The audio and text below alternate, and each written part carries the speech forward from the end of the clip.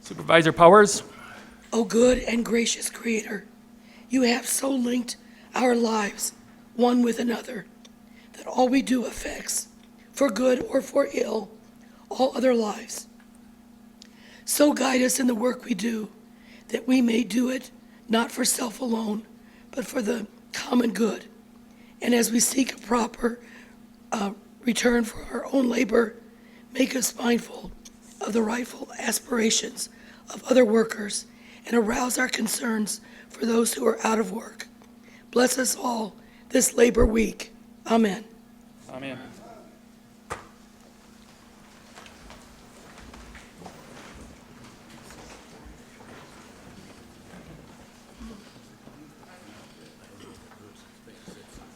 It doesn't hurt, it's just hard.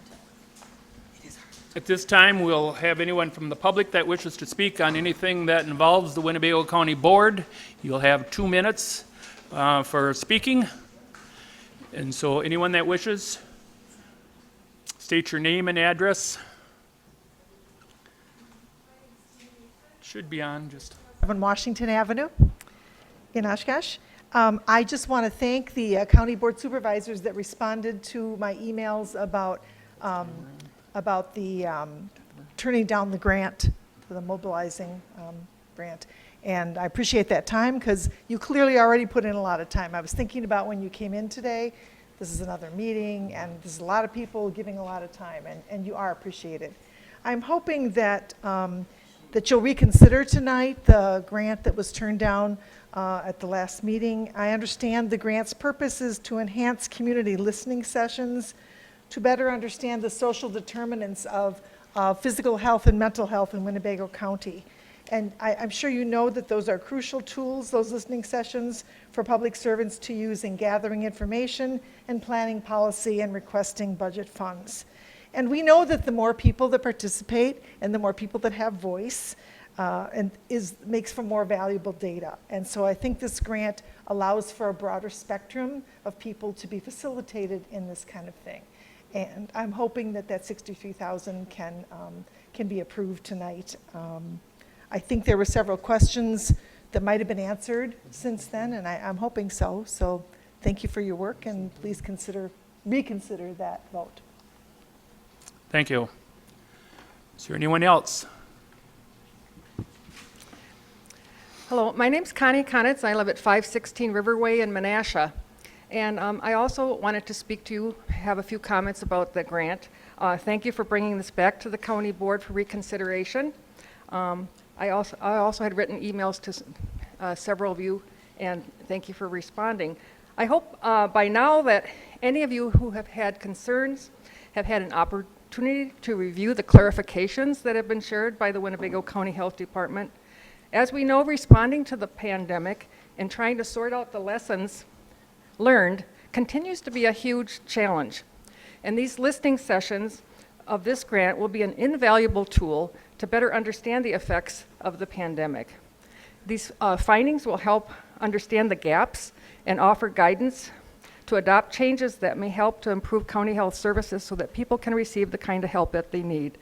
As a Winnebago County resident, I thank those who successfully completed that grant process. We know that's a lot of work as also. I urge you as board members to vote to accept the Mobilizing Community for a Just Response grant. Thank you. Thank you. Anyone else? Anyone else? Anyone else from the public wish to speak at this time? Anyone on Zoom? Sue? Anyone on Zoom? Yes, Pat Caucus? Hallquist. Pat, if you want to speak. Oh, okay. I'm Pat Hallquist, 2030 Hazel Street, Oshkosh, Wisconsin, and I just want to support the comments of the previous people who gave public comment and urge the board to accept the grant money to support the listening sessions and help the county health department better plan how to improve the health of our community. Thank you. Thank you. That's it. Anyone else from the public? Not seeing anyone else. We'll close that part. And we'll go back to, I missed the adoption of the agenda, so David, for the adoption of the agenda?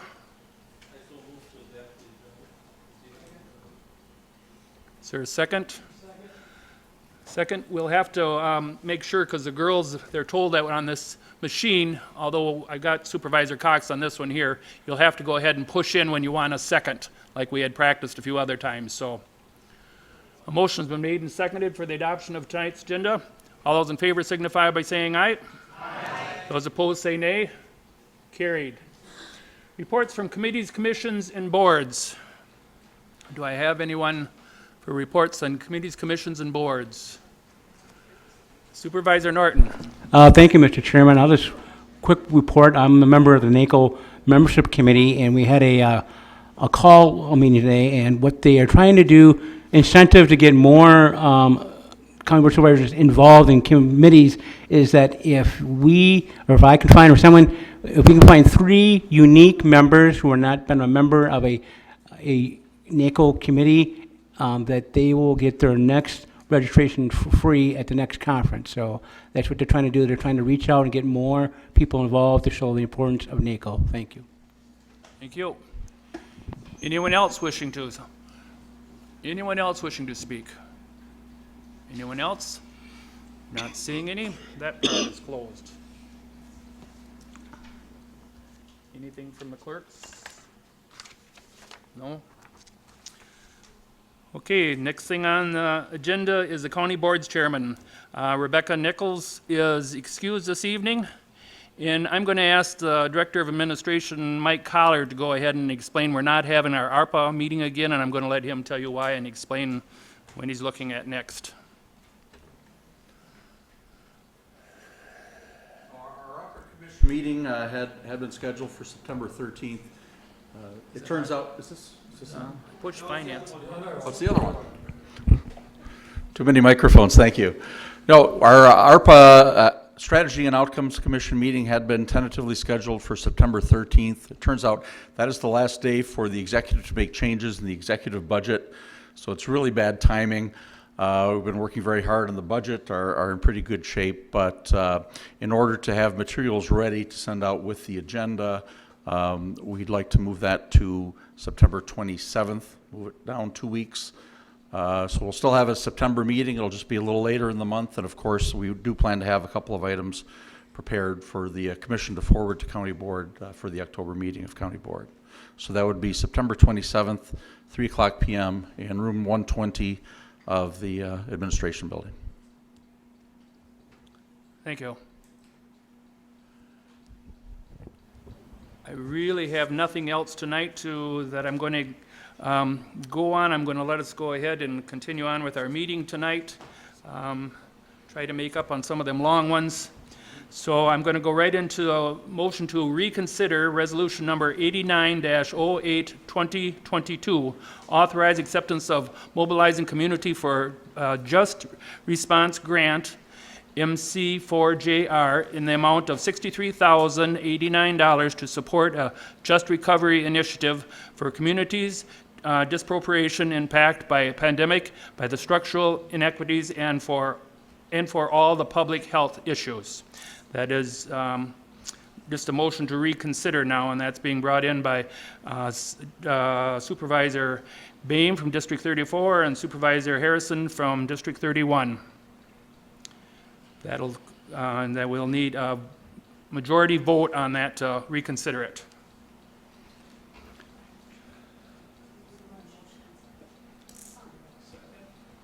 I can't hear. You want to punch in? Supervisor Boehm? I make a motion to reconsider resolution number 89-08-2022. Supervisor Peschel? I'll second that motion. Motion made and seconded. Supervisor Farre, discussion. Thank you, Mr. Chairman. My question is to Supervisor Harrison, if I might. What caused you to bring forward a change of heart to reconsider this?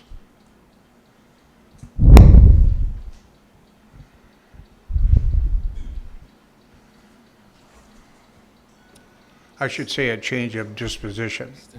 Where is Harrison here? Should be on now. Thank you, Mr. Chairman. It's been a long couple, 3 weeks here, but as a new supervisor, and I'm not making an excuse for it, but if you remember back in June 3rd, at the Health Department, I was one of the 7 that okayed it at the board, or at our health board. Since that time, I've got a lot of communication, had the board meeting here, a lot of things changed in that hour of all the things coming at me at the same time. And then, of course, that was the same day that the CDC announced that they made a lot of mistakes. So all that came out that way. Then about 3 days later, I had our health board meeting. And I just want to make a note on that because I can't find it. There was only a little bit of the business, but 3/4 of the meeting is gone. And I said a lot, and a lot of people accused me of certain things that I did, but they couldn't find it there. They couldn't find anything that was said. For some reason, it was almost a 3.5-hour meeting. It only says an hour and some minutes left. So they missed what I said at that time. So without going too far, is that I was mad about the CDC. And it's not political. It just that a lot of things have happened to me in my life throughout the last 3 years. A lot of my friends and other people I know and constituents told me that. So what I was concerned about is that all that information is now not really true. A lot of things come out that maybe wasn't right. The other side, when they told me to see my doctor, I saw my doctor. My doctor's quack because he doesn't know what he's talking about, but he's pretty good too. All that kind of stuff kind of hit me at that time. And in that meeting, I said, I don't want to come out and take money from the CDC, which I already doubt from, and then for them to make a report that everything was fine through the pandemic. And I said at that time, everything is not fine. What I said at that time is, I've never had the COVID shot. I probably will get in trouble. I said that before. But I had the flu shot way back when I worked at a car dealership, and I was sick for 2.5 weeks, the worst I've ever been in my life. So I was scared to be that person, so I didn't do that. I've been around thousands and hundreds of thousands of people for the last 3 years, and I haven't got COVID again. A lot of my friends that have shots have gotten COVID 2 and 3 times already. Not political, just facts. That's all I'm saying. So I wanted to look at this a little closer, and after we went back and forth, and why did you do this, and you know, it's not right that 7-0, and then all of a sudden you change and everything goes.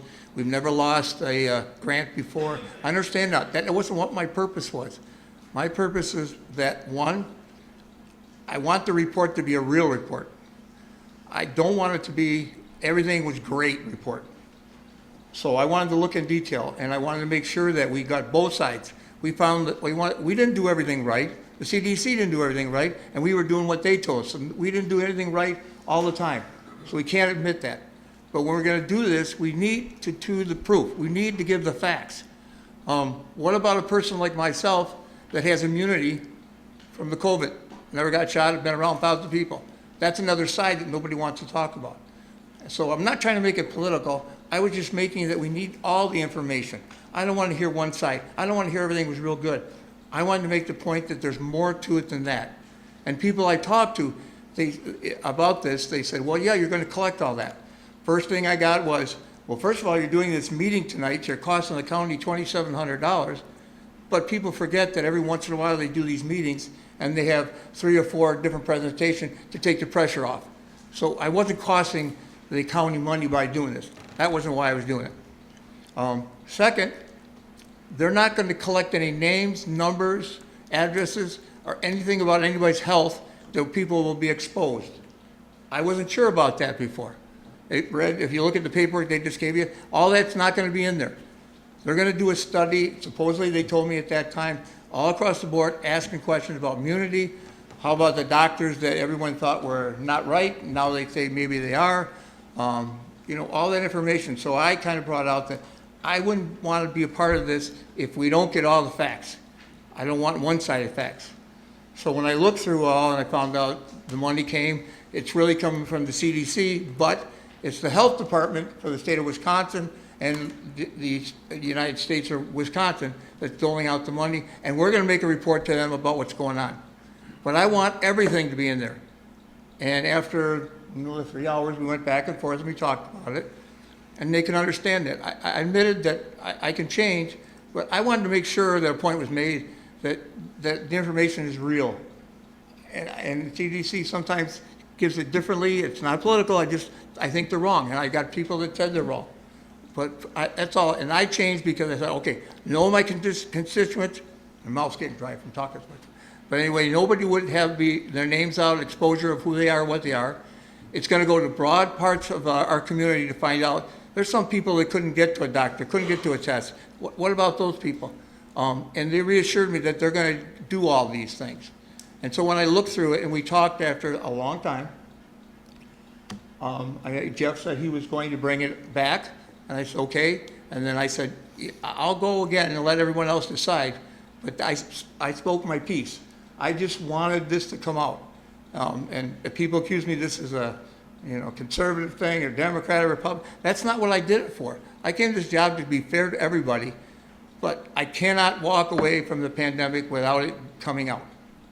And if that's what it's going to be, I didn't want to be a part of it. So that's why I said yes, as long as they do the things. And the last thing I asked they said they would report back to us this report, so you kind of know what they're telling about people.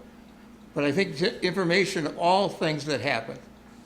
How about the poor person that died in the hospital and didn't have a spouse there? And nobody could tell the doctor that they can do something different because they didn't know what to do. Put them on a ventilator and they died. What about that poor person? You gonna tell that story? That stuff is what I want to be out. And again, it's not political. Again, I just want the truth to come out. I don't want it to be a fluff stuff.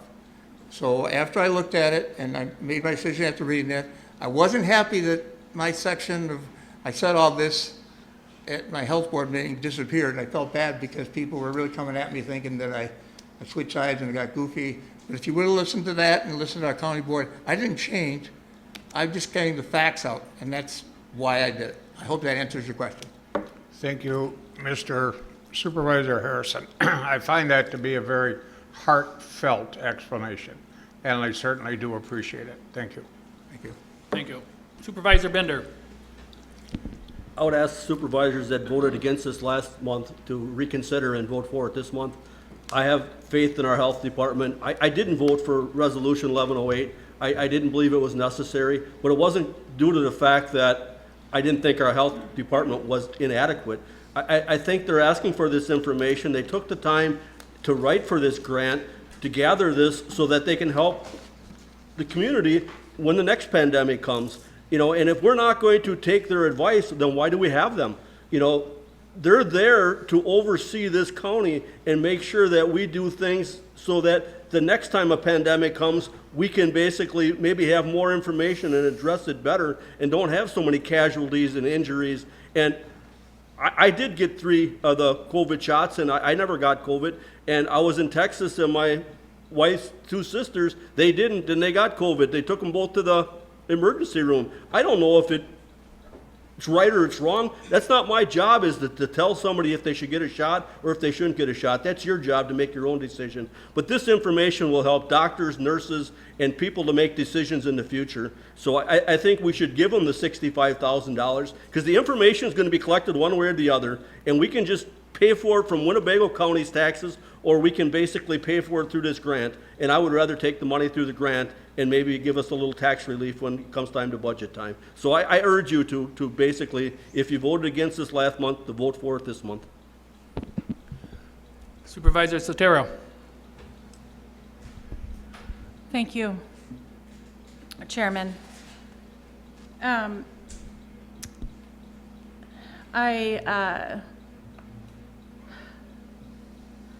I voted against it last time. I will be voting against it this time.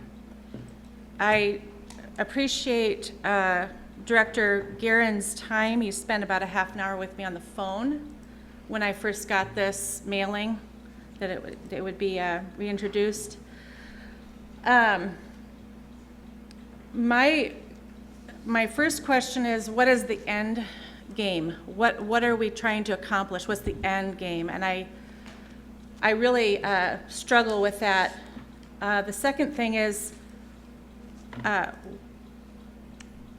am concerned based on the experience and information that I've noted that the information that they would gather, which I understand information gathering is extremely important, would be skewed. I understand that there's not a desire to have it be skewed, but people like myself who have not gotten the vaccine, who have chosen, have high value in my health care freedom, I would not be attending one of those meetings unless I knew that I was being asked to attend. I think a lot of people don't feel that they would want to, I just feel like that information would be possibly not accurate. I asked the director, if he had watched this and that, and forgive me, I don't remember what he said, but the questions that I would like to know is, have Senator Johnson, and again, this probably sounds partisan, but it's not, have the people in our health department watched all of Senator Johnson's roundtable discussions? Have they watched all of the White Coat Summit? These are doctors that were trying to tell their truth during this pandemic. VAERS vaccine reporting system, I just looked up on June 29th, Dr. Villette said that there were 61,000 deaths in 9 months of aged 18 to 44 age group in 2021 after the shots came out. I'm not hearing this on main media, of course. So I understand the mobilizing community for a just quote unquote response. I'm just questioning the just response. During the stay-at-home and expanded directors power discussion that we had at Sunnyview, a pastor requested us to slow the response down. At that time, he said, please, let's slow things down and make sure that we're not putting the cart before the horse. And we don't have enough information yet. He said that in front of hundreds of us. He said that he requested public figures to sit down with religious leaders and find out what their side of the emotional, physical, psychological, and they were seeing. But there was no roundtable discussion in our community with religious leaders, to my knowledge. The media was not accurate all the time. At times, deceptive. To simply mirror them cannot be the case. We also need to be aware, and I talked with, again, I deeply respect his position, Director Guerin. I'm glad he's in the position that he's in. I support him in his position. But I asked him, and I ask you, if you are all aware that in Illinois there is a $10.3 million awarded judgment to their healthcare system for all of the employees who did not get vaccinated. They had to take it to the courts. The stuff is having to be decided in the courts. So and they won that. They will all be getting not a class action menial amount. They will each of them get a substantial amount. I understand that we are coming at things different ways, but I have lost 2 classmates at the age of 51 or 52 in the last 6 months who dropped over dead. That information isn't reported as to that it could be because of a COVID vaccine. They're just found deceased. I'm not trying to be the way you think I am, maybe. There's a lot of emotion in all of our outlook, but this is why I don't want to spend that money. Part of it is going to the opioid crisis. Part of it is going to offset levy. I just think, what is our end game with this money? And money is not free. There's always strings attached. And thank you so much for your time. Thank you. Supervisor Harrison. Just one other thing I forgot to note is that, every 5 years, our health department has to do a report every health department does. And one thing that, if we don't take this money or take this grant to use it, the money will come out of the taxpayers in our community. They'll have to pay for it, because one way or the other, they told me they were gonna do this. So it didn't matter.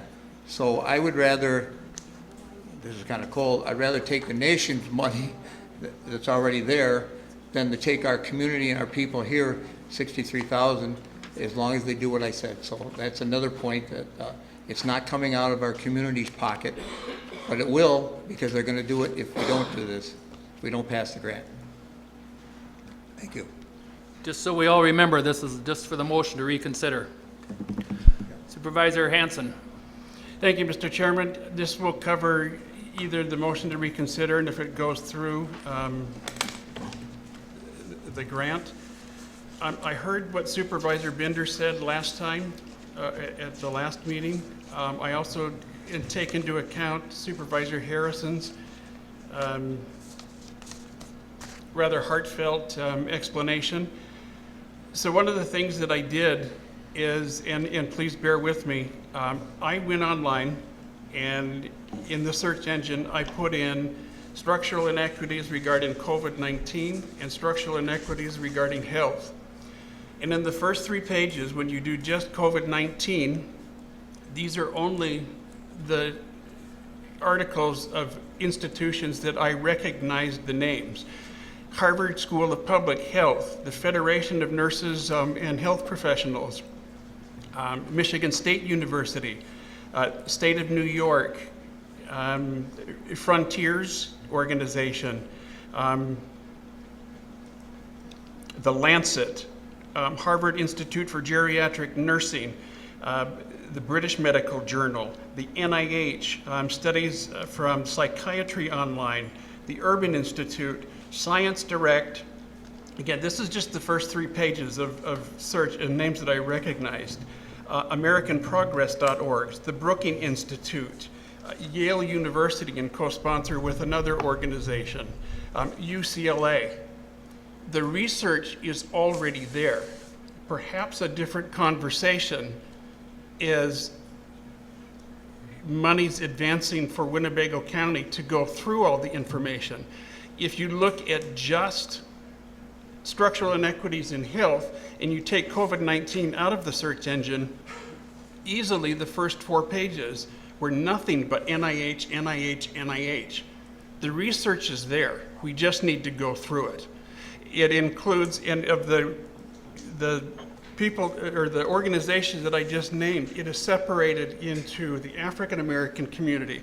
Michigan State University did just on the Hispanic community, older Asians, urban, rural. It's all there.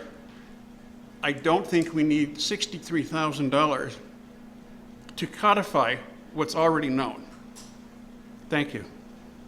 Thank you. Supervisor Nussbaum. Thank you, Mr. Chairman. I don't think Winnebago County should be stomping on our God-given rights. I don't think Winnebago County should be tracking and gathering data on people.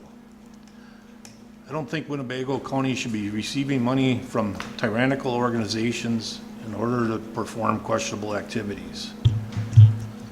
The CDC has proven itself over and over to be a tool of the globalists. They continually lie to the people and have done much harm. Here's a list of recent headlines that expose the lies of the CDC and their corruption. It's all within the last couple weeks or so. Amazingly, CDC admits what we've known about COVID and kids. CDC finally admits most cases of monkeypox have been associated with sexual contact, says risk of monkeypox in U.S. is low. CDC director admits major COVID-19 mistakes. CDC quietly removed statement that says mRNA and spike protein do not last long in the body from their website. CDC quietly drops vaccine status discrimination. Finally admits their vaccines do not prevent anyone from getting or spreading the virus. CDC director announces shakeup citing COVID mistakes. CDC reveals California's extreme lockdown didn't help. CDC reversing COVID-19 guidelines. CDC finally admitted the science of natural immunity. Why did it take so long? CDC changed its COVID risk formula. The results are stunning. Biden CDC director tries to rewrite lockdown history. And I got 6 other ones here. If we don't stand up to the tyrants and stop them from lying, they're just going to keep doing it. Thank you. Thank you. Supervisor Youngquist. Thank you, Mr. Chairman. I'm just going to repeat what Supervisor Bender and Supervisor Harrison said. You're not voting on whether or not the study should be done. The study is going to be done. You're voting whether or not we should receive money from a grant that we applied for. So I would ask you all to consider reconsidering the motion and then voting for it when it comes out. Supervisor Stafford. Thank you, Mr. Chair. One of the questions, actually it's really the big question I have on all this, is what's changed? Unfortunately for me, it's not clear what's changed from the last time that this body considered this motion. It really isn't. And I was hoping that there'd be some sort of presentation or something to answer some of these questions. I think some of the supervisors have asked. I know I have. You know, I've looked through the attachment, which is great, but I still don't understand what kinds of strings are attached to this money. You know, I think about the great grant that we accepted of the nearly $11 million, not realizing the expense of taking that grant on. It's a great thing, but I think that's a learning for me, is that I need to, in every grant that I look at, I need to understand what is the cost of that money, and that wasn't clear to me, and it still isn't. Perhaps if we vote to reconsider, that will be something that we talk about, so we're in a more educated state. Though I will just say on 2 notes. The first is I believe there's, unless I'm going to be proven wrong, I believe there's no reason why we can't use the $30 million of ARPA money for any effort like this. I feel like it might be a false choice. You know, either we take the money or we have to go against the levy. I feel like there's probably other options there. You know, Mr. Topol's budget overall for human services is what, $75 million. This is 60-some thousand. I feel like that's something that we could figure out within that budget, or we're still trying to figure out what we're going to do with this $30 million. $30 million. Boy, that's a lot of money. And we can't figure out how we can make that happen in this. So I don't know if that necessarily holds with me personally. And I'm not saying we should or shouldn't do this. I'm just looking at what we have here. And I don't necessarily agree with the idea that it's either all or nothing. That's usually not the case. And the other one big question I had is what exactly this money is going to be used for. You know, I look at, and it's not in this, but the DHS has a webinar on just response, and it talks about the awarded organizations will develop new and build upon existing relationships and partnerships within the community, adapt strategies to meet, identify needs, and build community empowerment, and work on addressing structural and systemic barriers. And actually, the webinar, people ask, well, what does systemic barriers mean? What does structural barriers mean? And they couldn't answer. So that's my question is, what are we voting on? And I go back to, because we need to understand what the cost of this is. And if we're agreeing to these things, we as a body should understand what we're agreeing to. I would just think that's something that everyone would want. And so that's what I'm trying to look for. I'm trying to keep an open mind on this. I personally think that, the CDC had a tough job, but they made mistakes. We're all human. We all make mistakes. But that doesn't change the fact that we should be learning from those mistakes. So for me, that's really what I'm trying to still figure out is what's changed. So, thank you. Supervisor Eisen. Yes, Mr. Chairman. I call the question with a recorded vote, please. Okay.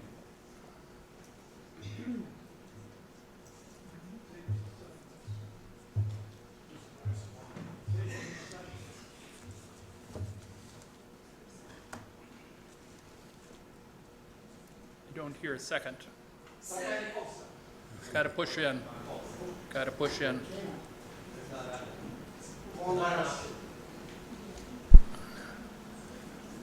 Second. Seconded by Karen Powers. She got in.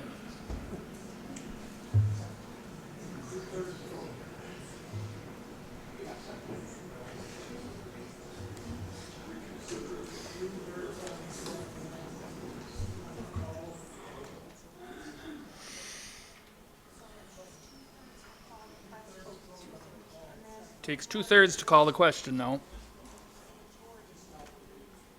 You what?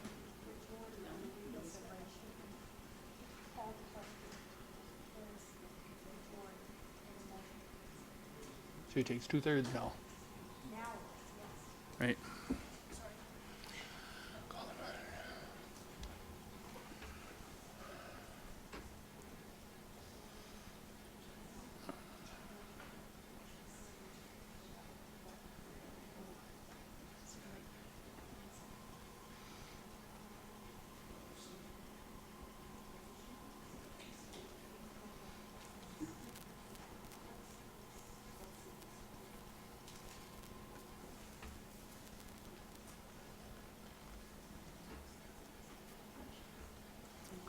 So that passed.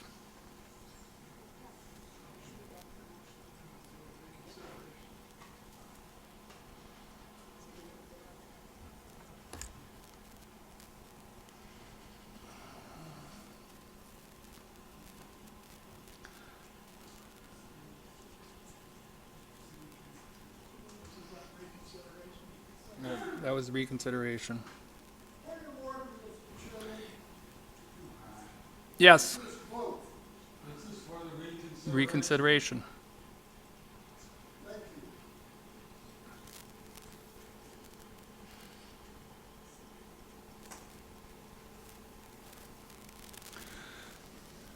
So that's passed. Oh. Oh, we're still waiting for some to vote.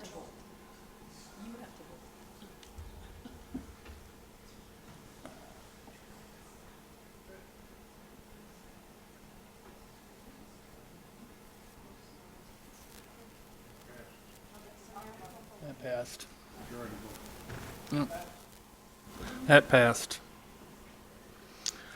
All right, so that's passed by majority vote. So now we go on to the resolution, number 8908, 2022, authorize acceptance of mobilizing community for just response grant, MC4JR, in the amount of $63,089 to support a just recovery initiative for communities, dispersion and impact by the pandemic, but for structural inequity and for public health issues. Board. Motion by Beam. Seconded by. Is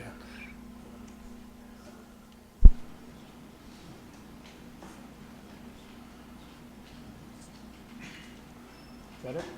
Motion seconded? Okay. Any discussion?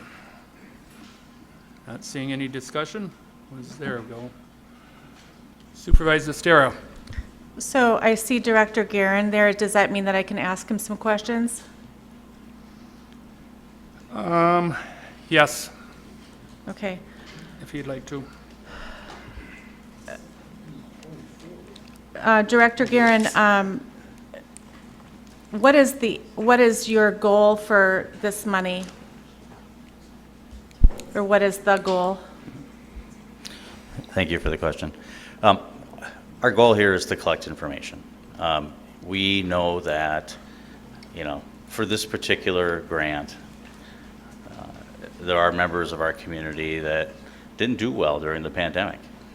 And if we can talk to them, right, if we can use these resources to talk to them, to collect additional information, we can better understand, what their struggles are. And I think what we found is that, during the pandemic, there are groups that did very poorly. There are groups that didn't have a lot of impact. And what we want to do is learn from those that suffered the most during the pandemic and really understand better why. What were the factors that made life harder? What were the factors that made their lives more difficult? What were the factors that made their lives less healthy, and able to succeed in our community? And then take those lessons learned and apply those back to our community health improvement plan to help advise our entire community about ways that we can support people. This is a valuable opportunity. Our community health improvement plan is always a good opportunity for our community to understand better what helps our community be successful and what helps it not be. And through these conversations, we can better understand from people with lived experience, the people that actually individually suffered during the pandemic, not just a group of key stakeholders, which is important, community leaders, but people that actually lived it day to day, and really understand better what were their plights and what are things that may have made that better for them. There are inequities in our community, and a situation like this, a pandemic, highlights some of those differences. And we can learn from that. And that's really all we want to do. Supervisor Youngquist. Doug, I was wondering if you could answer the questions that Supervisor Stafford had about the ties that we would have to the CDC, and also the budget. Where do you plan on spending the $63,000? Sure. Please. Yep. And just as a reminder, those materials were included in your original packet. I don't know if they made it to this agenda, but I'll start with the budget. $65,000, roughly $20,000 goes towards offsetting existing staff. Roughly a third of that, $20,000, goes towards helping us hire people to conduct some of the work, some of the note-taking, some of the compilation of materials. A chunk of that money also goes towards helping people attend. We know that, the populations that were most impacted here were, people that are elderly, right? They had the highest rates of infection. What would have made a difference for them?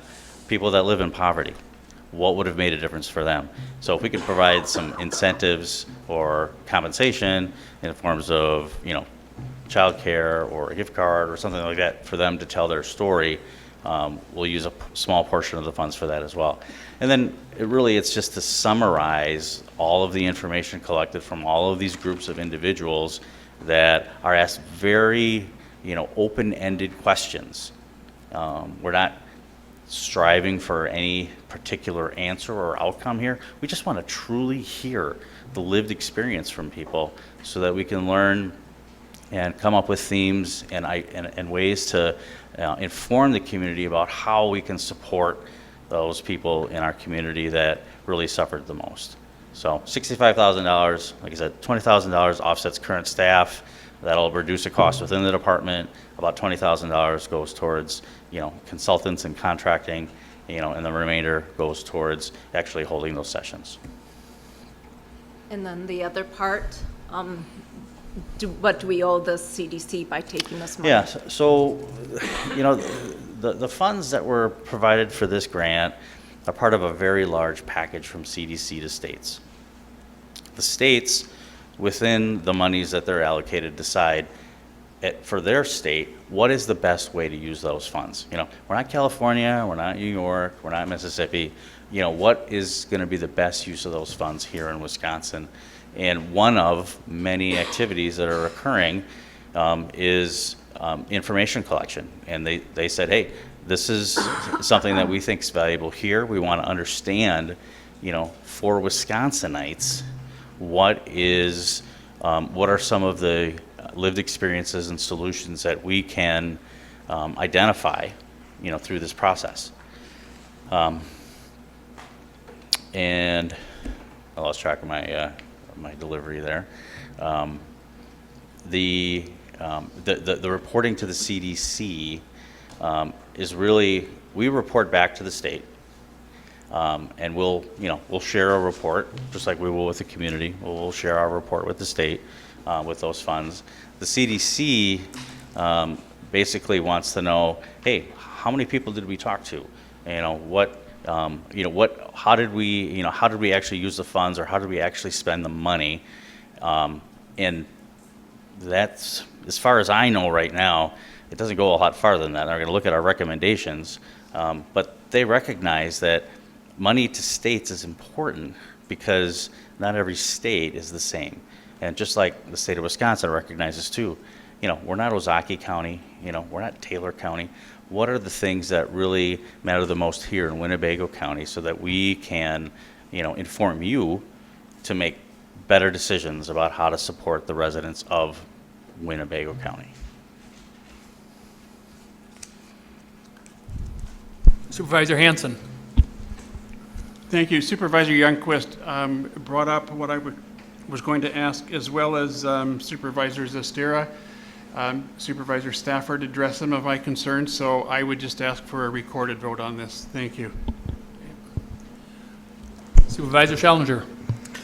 Thank you, Mr. Chairman. I had a question for the director. Do you know how many public health entities might have received this grant, or like, are we special, unique, or is this a pretty widespread grant that DHS gave out? This was a competitive grant. I don't know how many communities were actually awarded. I'm assuming it's several at a minimum. Do you have a sense of why, or could you tell us why Winnebago County might have had a been in a more favorable advantage to apply for that or receive that competitive grant? We have very experienced staff. We already engage in this type of work. We knew what we were asking for, and we've demonstrated success in the past. And so, you know, I think we're a good candidate for funding because they know that we're going to use those funds well. Thank you. And when you say they, you mean DHS? Yes. And they're the ones who actually evaluated the grant, right? DHS wrote DHS is the one that put out the proposal for local health departments. And they're the ones that made the award, not the CDC. Okay, thank you so much. This is an easy thing to say yes to. I think it's really commendable that your team was in a position to be recognized and awarded this grant, and you certainly have my thanks. Thank you. Vice Chairman Fari. Thank you, Mr. Chairman. My question is, if this is approved and your study is completed, you've got the data, what's going to be done with it that would benefit the residents of this county? What is your department going to do and advocate for that would benefit the people that were harmed by COVID, which is what you're looking for in your study? Yep, thank you for that question. We will collect all of the data. It will get summarized and categorized into themes, and those themes will be shared back with the community. It can, you know, as a part of a report that we generate just from this grant, but also incorporated into our overall community health improvement plan. So what it will do is help help the entire community, all of the partners in our community, understand what the hardships were, and hopefully have some recommendations on, how we can support either those organizations that provide services or identify new opportunities. And then this information will also be compiled and collected, these recommendations, much like our overdose fatality review team does, collect that information and share it at the state level. And there'll be themes that emerge, beyond Winnebago County at the state level that will also help inform, strategies or opportunities for us to, serve our residents better. Will this actually help your department within this county become more sensitive to or efficient specific to future pandemics? Will it improve? Because I thought you really did a great job, but so is there something here? I'm looking for something, an example of what will help the residents of this county. If we're going to spend the money, do the study, I really don't care what the feds think, frankly. Yeah. So, I mean, what's it going to do to help our people? Make your department more efficient, more sensitive perhaps, or?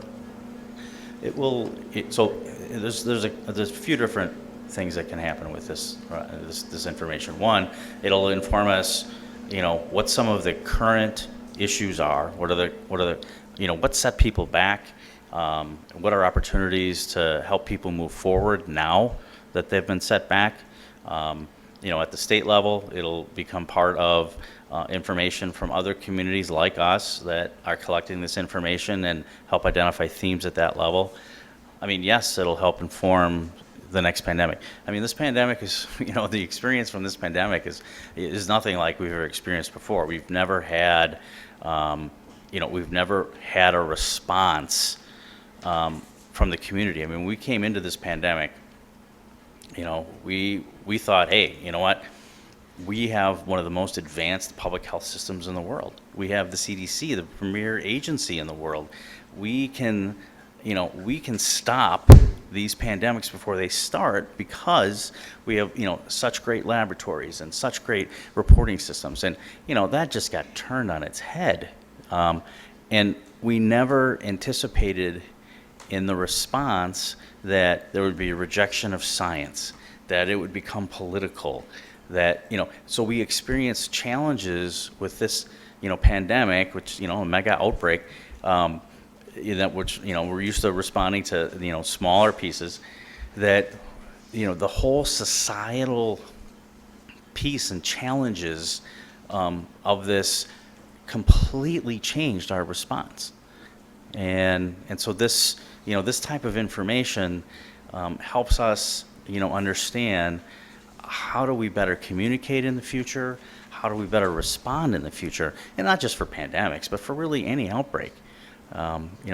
What if people suffered because they didn't believe information, or they didn't trust the science, or they had misinformation about what the vaccine might do to them? That's all really valuable information for us moving forward, so that we can do a better job of communicating with the public. And really, communication is going to be one of the premier issues, I think, coming out of this. Thank you.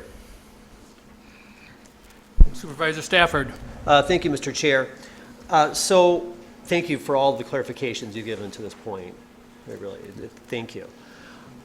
I do have a bit of dissidence of sorts, because I hear you, and this is about information gathering, which is great. But then I look at what Secretary Designee Timberlake is looking for, and it's different.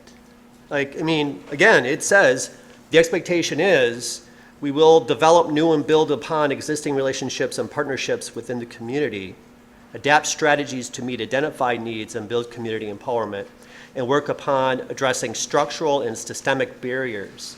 So that's different. So I'm still trying to figure out what this is and what DHS is looking for. And I totally get, that's DHS. I understand that completely.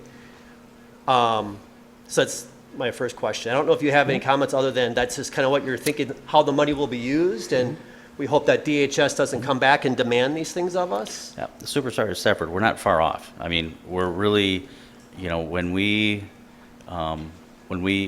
bring people to the table, we build relationships. When we talk to and invite groups that haven't had a voice, we build relationships. We build trust.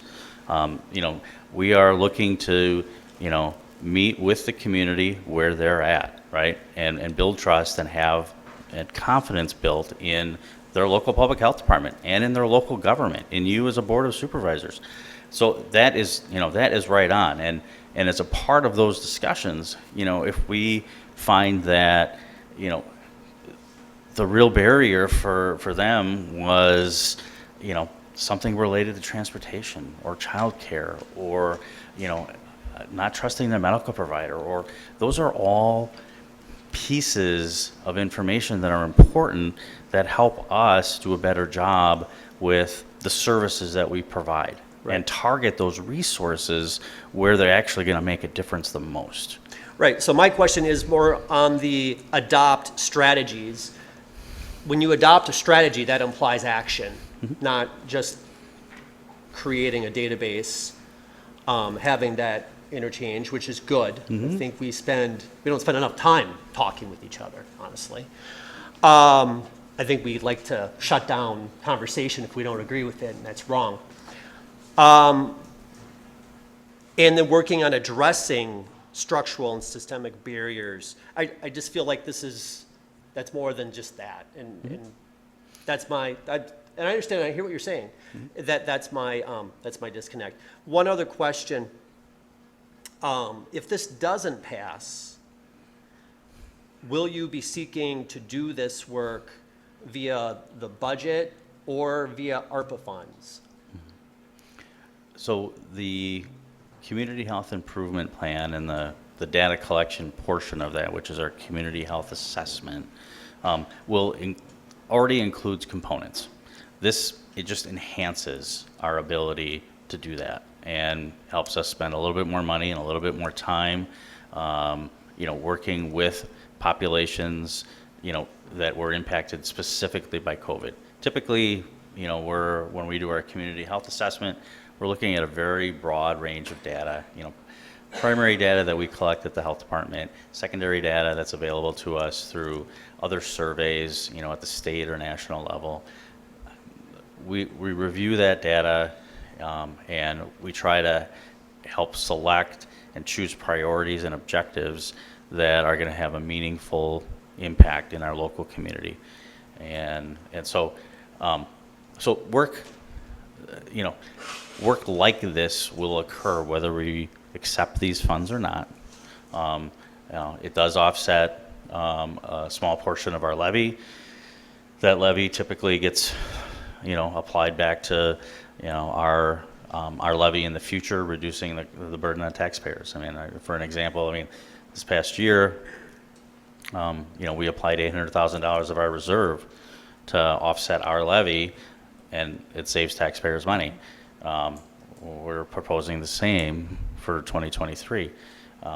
We can't do that indefinitely, but because so much of our department's response was COVID-centric, a lot of our regular personnel that were working under levy ended up working under the pandemic, and we saved a fair amount of levy funds. I would have liked to have spent more of those had we had the capacity to, enable more people in that response. But needless to say, these are funds that, have offset our levy. This grant also acts to partially offset levy funds and is a savings to taxpayers, and it enhances our ability to collect additional information. Right, though we could use the $30-odd million that we have from ARPA to also substantiate this work and not have to worry about DHS.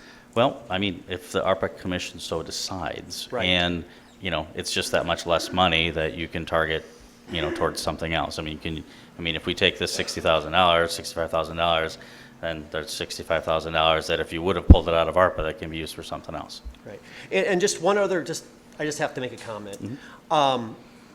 You had mentioned that, and it goes back to what I had said earlier about we all should be talking and not shutting people down. I would just be mindful that when you say people are denying science, people can deny a specific point of view within the scientific committee and not be a denier of science. So we need to be careful with that, because I know that will turn some people off in the community. There were a lot of things that people were pushing against initially within COVID. We didn't know. Who knew? Mm-hmm. But instead of having the conversation, a lot of people were shouted down and saying that you're a denier and we can call names. I hope that one of the learnings we have from this, I really do, is that we are more patient with people and be mindful that we should seek to understand and not just be quick to judge. So I just hope, that's a hope. We'll see. Hope of mine too. Thank you. Thank you. Supervisor Dowling. Thank you, Mr. Chairman. I voted no on this last time, and I plan to vote no again. As a entrepreneur at heart, multi-business owner, the best advice I get and seek are from people who are succeeding. That can be other entrepreneurs, other business owners. That's who I go to for advice. I go to people who are successful. Throughout the pandemic, we heard constantly that Winnebago County was not doing well. So for me, I understand that we have unique people in our county compared to other counties, as Mr. Guerin had alluded to before, such as Ozaki and Taylor County. However, when we look at the data, Winnebago, although we might be in the top 7 for population in the state of Wisconsin, we're one of the worst during the pandemic. We actually came in behind Oneida County. I apologize.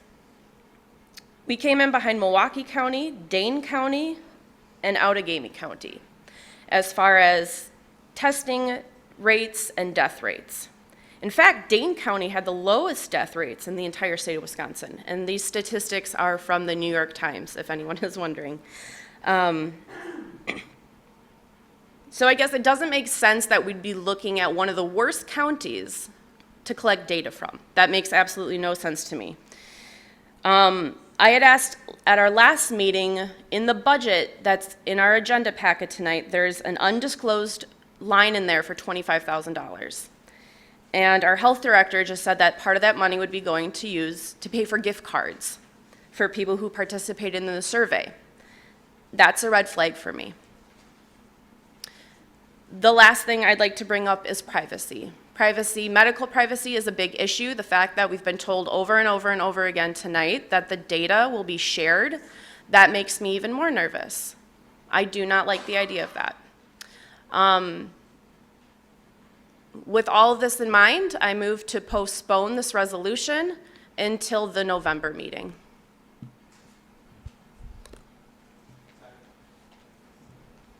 Motion's been made and seconded to postpone until the November meeting. Seconded by Flom.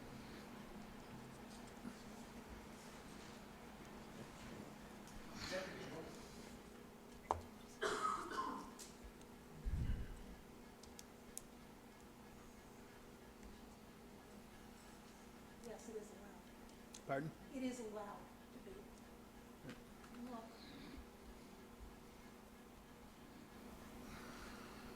Yes, and debate is allowed. And the vote required is a majority. Majority? Okay, so we debate first.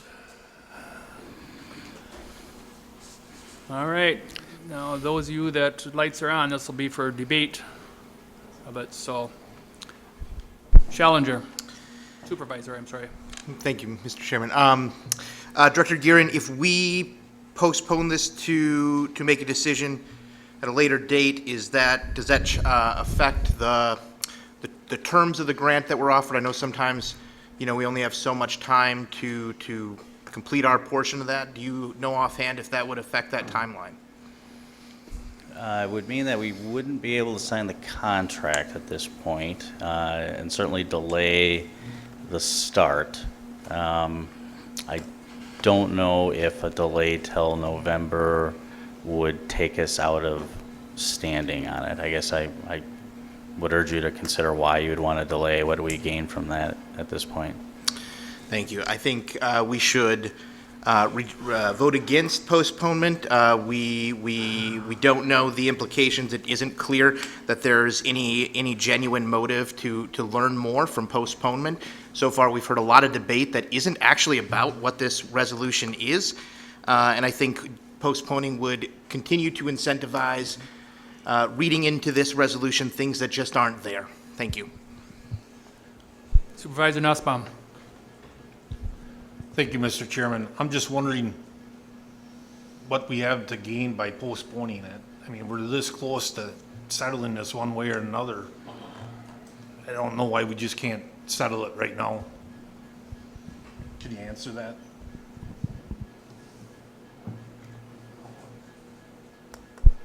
Sorry. I was hoping that we could bring this back up during the budget meeting when we'd have more of an idea on ARPA funds. Thank you. You might not know on ARPA funds then, so. Supervisor Flom. Thank you, Mr. Chairman. My concern isn't about the contents. Actually, I do have lots of concerns about the contents of the resolution. Primary concerns about what I'm speaking today on is the treatment of how this was brought back. I was told by certain individuals, who I'm not going to name, that the health board meeting wasn't necessarily very pleasant for some people in the run-up to the reintroduction. And so for that, I'm worried that that sets a bit of a dangerous precedent for other committees, especially when they don't get their way on certain things. So that is my primary concern. I won't be supporting accepting this. I didn't support it the first time. I'm not going to change my vote on this. But I just want to put out a word of caution to other committees, especially when they may not get their way at the general board in terms of reconsideration motions and the treatment of other supervisors and their opinions. Thank you. Supervisor Bender. I too will not support postponing it till November. I truly believe when we were in the pandemic, I can remember this county board saying the broadband in the rural areas was poor. And I think when he collects his data, that'll prove that. I was at the town association in the town of Inland's town hall. I have Verizon, it's a good cell phone carrier, and I had no reception. So I couldn't imagine trying to teach my children when schools were closed and there was no reception, so they couldn't learn online. And we said as a county board, we were gonna take some of that ARPA money and we were gonna partner and we were gonna put broadband in the rural areas. Well, that's kind of just all of a sudden got forgot, and that $33 million isn't gonna go that far when we start putting basically broadband out there. I live in North Park Estates. They're putting fiber optical. TDS is doing my neighborhood. I got great internet. I don't need fiber optics in my neighborhood. Where they need it is in the rural areas. And I would like to see us basically pass this tonight. I'd like to see the data show that when they ask the people, where did you have problems in the pandemic? They say, we couldn't educate our children. The schools were closed. We had no place to send them. The libraries were closed. We need to move this forward. We need to get the broadband in the rural areas so our kids, and the next time this happens, they don't fall behind. They're a year behind now trying to catch up. It's time to move on and give the rural area the tools they need so the next pandemic they're not in the dark. Supervisor Eisen. Well, thank you, Mr. Chairman. I move that we lay this on the table and let the presenters give their presentations, and then we can pick up the debate and end this tonight. I need a second. Lack a second.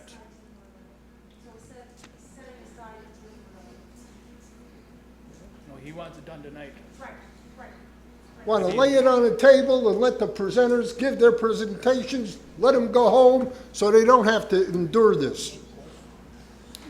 Lack of second, so it fails.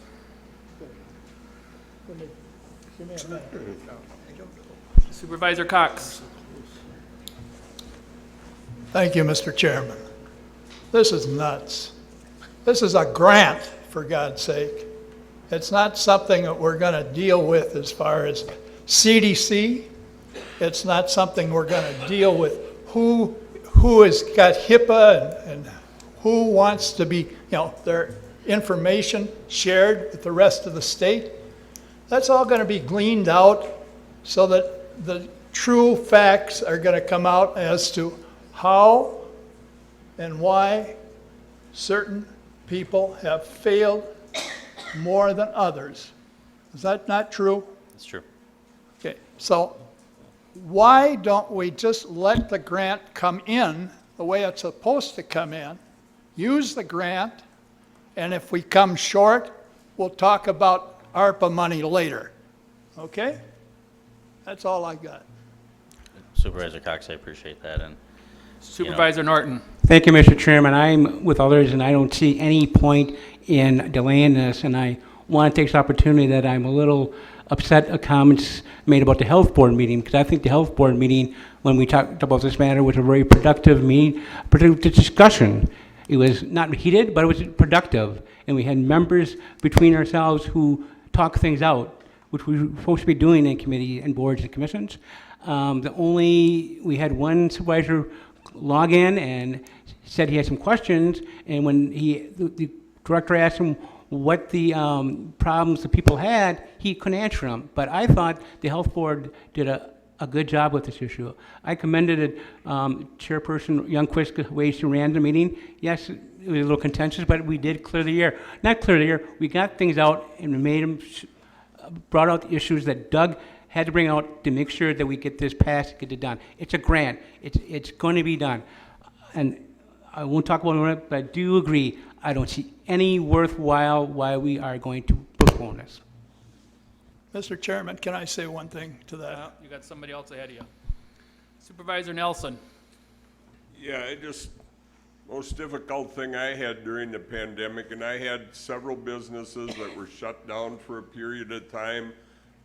The biggest difficulty I had was, I'm 71 years old. I got my kids and my grandkids looking at me, Dad, what should we do? Grandpa, what should we do? I don't have a clue. I never been through a pandemic. I couldn't help my kids. I can't doubt that the health department didn't have the same struggles. You've never been through a pandemic before. I don't know, was masks a good idea? Was it a bad idea? It sure upset a ton of people, but unless we do this study and try to learn from, I'm sure there were mistakes out there. I'm sure there were things we did right. We need to try to learn from it, and I didn't even know not accepting a grant was ever an option. I just thought if you got a grant, the feds want to help supplement it so that we can do the study. I'm shocked that we're having so much discussion. I voted for it before. I will certainly vote for it again. Thank you. Supervisor Cox. I agree with Mr. Norton, and that we have gone over this ground before. Both my committee and Mr. Norton's committee voted 100%. I beg your pardon, we voted 3-2 regarding whether or not we wanted this particular grant to come through. It should be voted on tonight, right now. And it should be given to the health department to go ahead and run the study. There's no sense to going on any further with all of this detail. Not seeing anyone else. We have a motion and a second on the floor to delay this until the November meeting. So we'll have to have a vote on that, and that requires majority. So if you're in favor of delaying it, it's an A. If you're not, vote nay.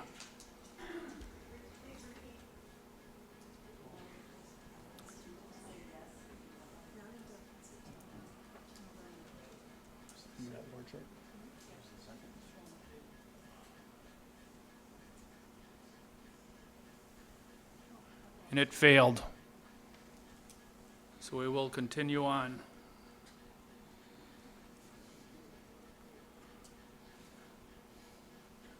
So we're back on the resolution here again. As soon as I get them out of the way, Supervisor Nussbaum. Thank you, Mr. Chairman. I think that we should be distancing ourselves from the CDC. And I also want to say that I printed up some of these copies of these links in case anybody wants to go back and look at them. And I think there's probably a lot of people here that should do that. Thank you. Supervisor Gabbert. Here's my take on this thing. We are spending time after time on the trivial stuff. I am not exactly in favor of this grant because I think you're going to miss certain groups of people. I think if I say who I think you're going to miss, maybe you'll get what I'm saying here. I think you're going to miss the small business people. They suffered some irrevocable things.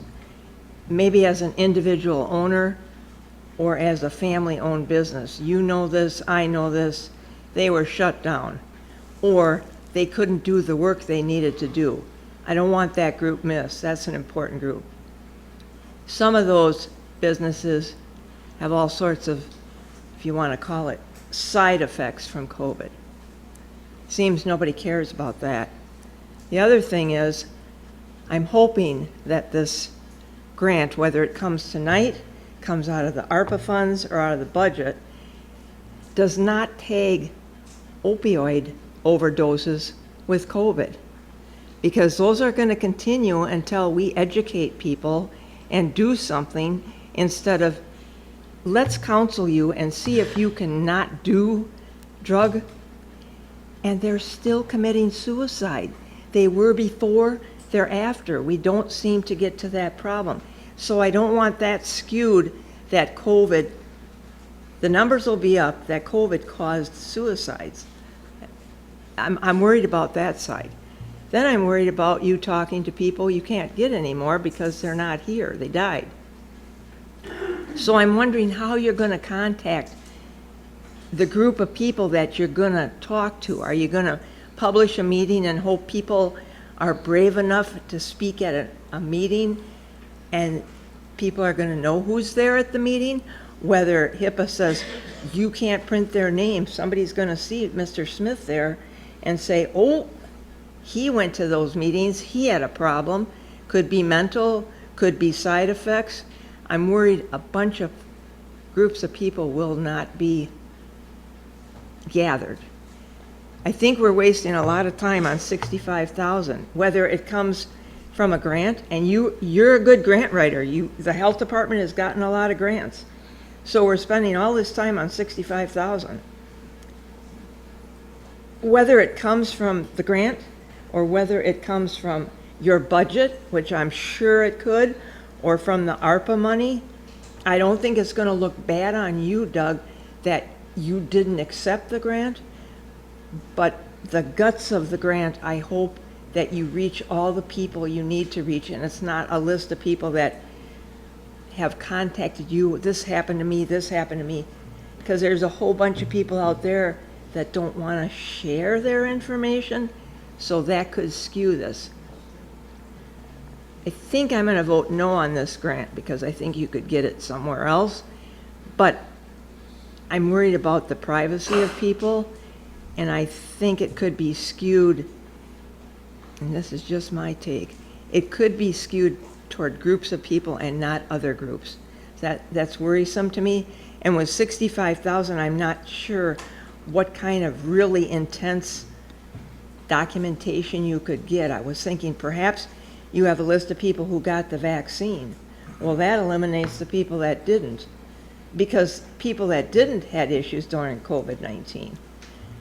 So that's why I'm a little leery. I'm not afraid you won't do a good job. This is in my mind that we need to reach a lot of people, and I don't know if with 65,000 and saying I'm going to have staff do entries for 20,000, I'm not sure we're going to get a good take on that. So can you somehow, I know you can't assure anything, nothing's for sure, that you would reach out to other groups of people that didn't come through your department but existed through this but had problems? So Supervisor Gabbard, I appreciate your perspective. The goal here isn't to pre-populate or target people to listen to or try to hear what we're listening for or thinking that we want something. I mean, it is truly to listen to the community, whether they're vaccinated or not. We don't ask people their vaccination status. We don't ask them about their medical records. We don't ask them about their health conditions. We just want to know what their experiences were and what their hardships were. And, this isn't a ton of money. So no, we can't survey every resident and every group within Winnebago County with this specific grant. We utilize other resources to conduct interviews with others in the community. And, small businesses are a concern. I mean, when I, had a half-hour conversation with Supervisor Shauna, one of the things I said, one of the biggest failures we had in this pandemic was not recognizing early enough or acting quick enough to understand the impacts to small businesses, especially restaurants and bars, and how we could support them and, hopefully limit the spread of COVID at the same time. We didn't do that, right? That's a lesson learned. And hopefully we can react, quicker in the future. I sat routinely on meetings with GoEDC to inform, our business community about what was happening with COVID and to hear from them. So we're not discounting any group at this point. These funds, we applied for them. We were targeting those that were most, as individuals living in our community, most impacted, which, we can easily identify. And we will recruit through a number of different means. We want to hear from people we haven't heard from.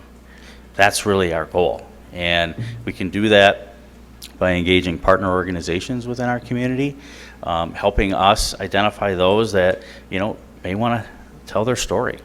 We just want to hear it. And I think there's a lot of people out there that want to tell their story.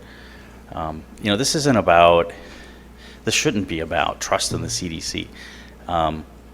This should be, hey, are we using these funds for a constructive means within Winnebago County? If you believe that some good can come from this and some reasonable information can come from this, then you should approve it. If you trust your health department to do a good job and be objective, which I think we are, then you should approve it.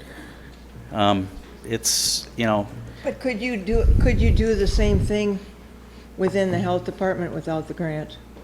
I think you could. I think you have a fantastic health department.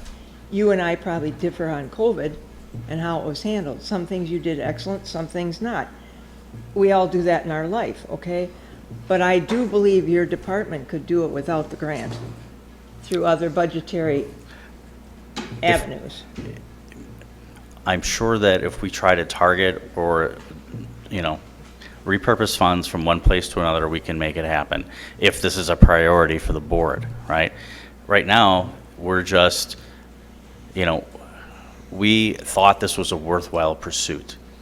And we applied for the funds in a meaningful way and want to apply them to our community in a meaningful way because we want to work to improve and help our community.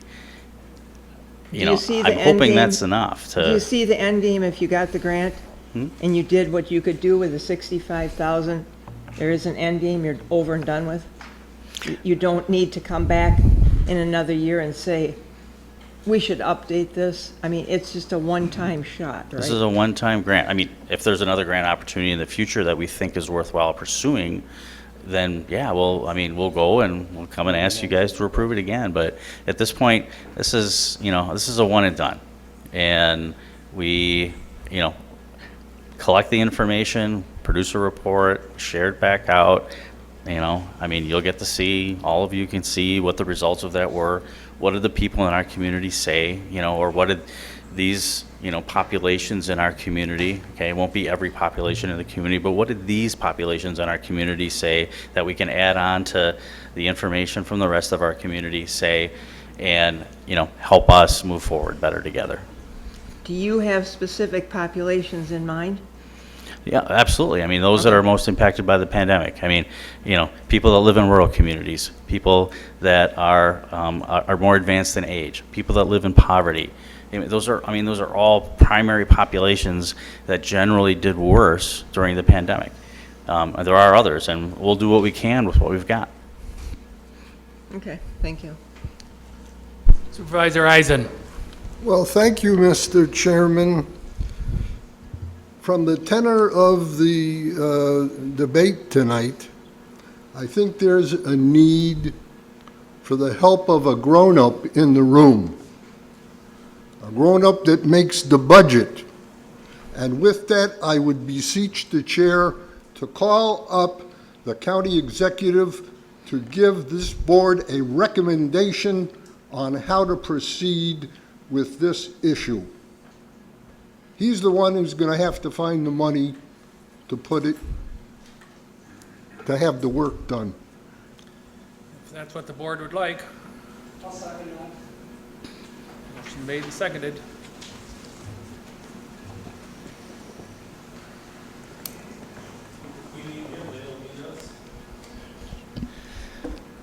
Don't disagree with that. I guess I'll make this short and sweet. Me and Director Guerin have a lot of respect for each other, but we don't always see eye to eye. A lot of times we've had heated discussions in my office because we don't always see eye to eye. I still respect him. This grant got to you because it passed my smell test. During COVID, we had blinders on and we pushed safer at home, but there are plenty of people who were not safer at home. There are victims of domestic violence that we need to hear from. There are people in poverty, 8 families living in one roof that were not safer at home. The people out in the rural communities that didn't have broadband, that fell way behind in school. These are the people that I want to talk to. And I agree, it's scary. Are you only going to target the people that you believe in? But I wouldn't let that happen. I would count on you, I would count on all the other people, because there are plenty of things that we suffered from other than COVID. What did not going to church do for mental health? There are a lot of things. What did the addict do that couldn't go to a meeting or wasn't able to go into Nova? There are things that we need to learn from that we did terribly during the pandemic. And again, that's no fault of you. You've never been through a pandemic before. But when I was trying to bring food out to people and got fired off a route because I was dropping it at their doorstep because I knew there were 4 children in that apartment because a single mother was going to work because she had to, that was something we did wrong. Not only should I have not been fired off that route, we should have been doing that to every family that was struggling. So these are the information that we need to gather. These are the quotes from the community, if you would, that we need to understand. And I appreciate the courage it took for both of you to bring this forward to reconsider. And I also appreciate the hesitation with the CDC and the hesitation with words like just collecting data, because that's terrifying to me. And we talked about being very specific of the data we are collecting. And sometimes it's the information from those populations that we did so poorly with to say, hey, you forgot about us. And that's why it mattered to me, and that's why it matters whether we get this grant or not. I'm going to direct us to push forward with this, because this is information we need to gather to maybe we didn't do such a great job. So whether you accept this money and we can reclaim some of that money we already sent to DC and bring it back, or we'll spend it out of our own funds, this is something we're going to do. And if we don't take it, that's fine. But there's another community that will, and I don't know if they're going to have the same honest answer. So it's up to you. Do you want to reclaim some of the money from DC to actually get out to the neighborhoods and the churches and the communities and the rural people and the domestic violence and the addict that we left behind? It all depends if you want the money to come out of your pocket, your left pocket, or your right pocket. I guess it's all your pocket. That's the decision to make. Whether you want to take the grant, we're going to do this anyways because there's stories that need to be told. And there's stories that I think we all agree we need to listen to. Thank you, County Executive. And, Mr. Chairman, I call the question. Well, we had several lights on before you, Supervisor Eisen here, so I will come back to you then. Supervisor Peschel. Thank you, Mr. Chairman, for the opportunity to speak this evening. I want to thank Supervisor Harrison and Supervisor Bain for their strong task of bringing forward this reconsidering of this resolution to hopefully move forward with the passage, moving forward with the passage of this grant. So I want to start with acknowledging that we have extremes in this room, right? We have extremes of how we feel about what took place in the pandemic. I'm probably extremely far left in my thought, if we're going to use a partisan concept here. But at the same time, it doesn't mean that I didn't struggle, or that people that are in my same thought didn't struggle like people that thought very on the far right of this issue. We're all in this together. We're in the same community together, trying to get through all of this. So I have a discontent for government agencies just like the next person does. But it doesn't mean that I'm not going to go local first. It doesn't mean that I'm going to take that discontent for a large governmental organization and not say that I want to gather data and build and improve lives for people that live in my county. I think it's really important is that Doug, Mr. Gearin, has one of the best health department teams in the state of Wisconsin. Contrary to what people say related to data, his team is top-notch, absolutely top-notch. They are doing stuff that other communities are coming to us to find out about how do we do it. So I have trust in that. What I also have trust in is that team knows where to go in our community to find this data. So, and that's really, really important. Having an interconnected health department with throughout the whole county is extremely important when you're gathering this data and when you're trying to move forward with this. So, and I would say I've had the luxury to be able to work with them, and that's probably why I trust them so much, because I know what they do. I've seen the benefits of it. But we're talking about actually we're talking about a little bit more than $65,000 if you take in the whole project. So, but the reality is that this is what they're trained to do.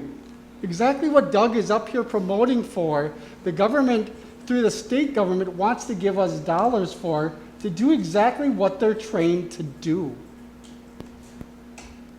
Is to build lives, to create solutions, to find out where there are gaps. And trust me, the pandemic showed that we have gaps. And that's what should be bringing us together today, is the fact that we can all sit around this table, this room, and acknowledge that there were gaps that people got lost in. It's our time. It's our time to say that our community, our county can be improved. This is one small step to giving the resources to Doug's great team to go out into our community and for us to say, Doug, go do it. Go find those areas. Go connect with those nonprofits, those other governmental organizations, and let's build a stronger community so that when this happens in the future, that we know how to react better. So I would like to call the question. Okay. Motion made and seconded by Bender. Call the question.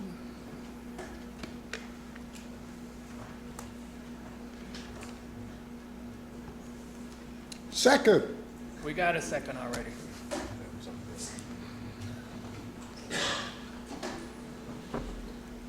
Just gotta wait for everything to come up.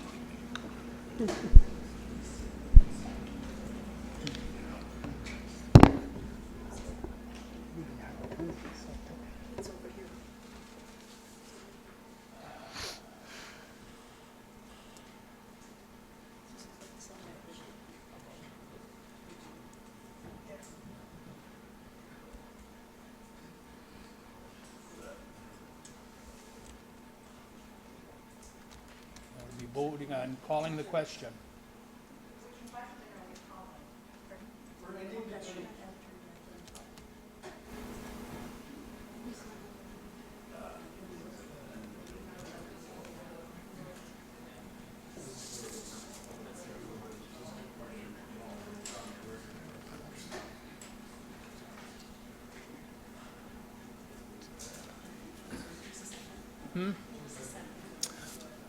Steve Bender.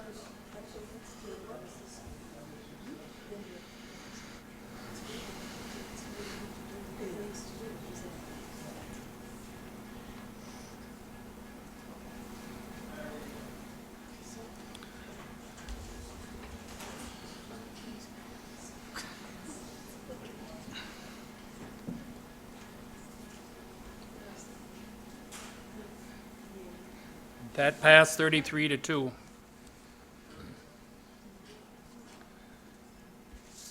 Okay, so the question has been called. So we're back on the resolution 8908-2022. You've heard me read it enough, I think, tonight, so it'll take 2/3 of the membership to present to pass it.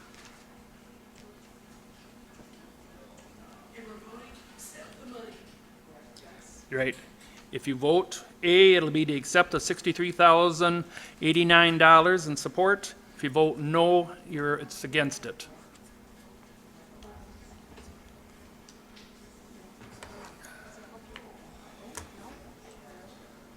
And that failed 21-14.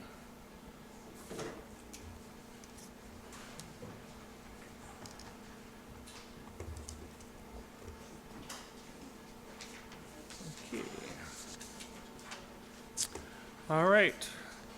Next thing, I would like to call up Supervisor Norton to introduce our first speaker for this evening on projecting specializing housing needs in Winnebago County. Supervisor Norton, you can do it from there if you'd like. Otherwise, you can call up there. I'll call right now Beth Roberts, who is the director for the ADRC in Winnebago County, who has been director for 5 years, and she'll introduce our presenter, Beth Roberts. I feel like I need everyone to get up and stretch before you hear this. As Mike said, I'm the ADRC director, and our committee is well aware of the lack of availability of assisted living in the county, which can lead to health and safety concerns and undue hospitalizations.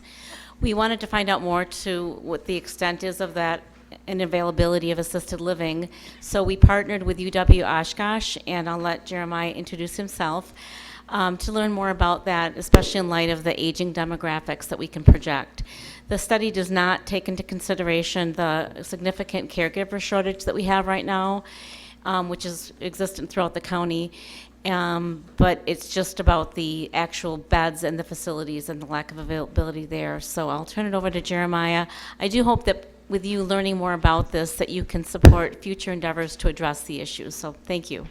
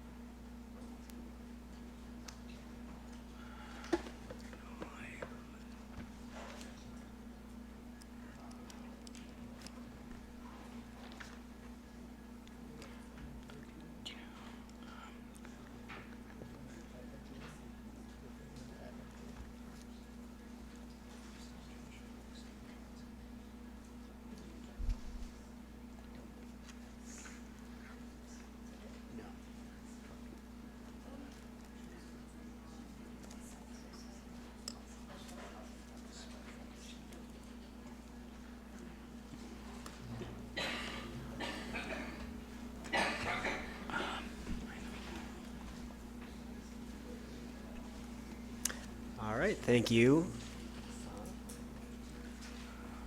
I'm Jeremiah Bohr from UW Oshkosh in the sociology department, and I will present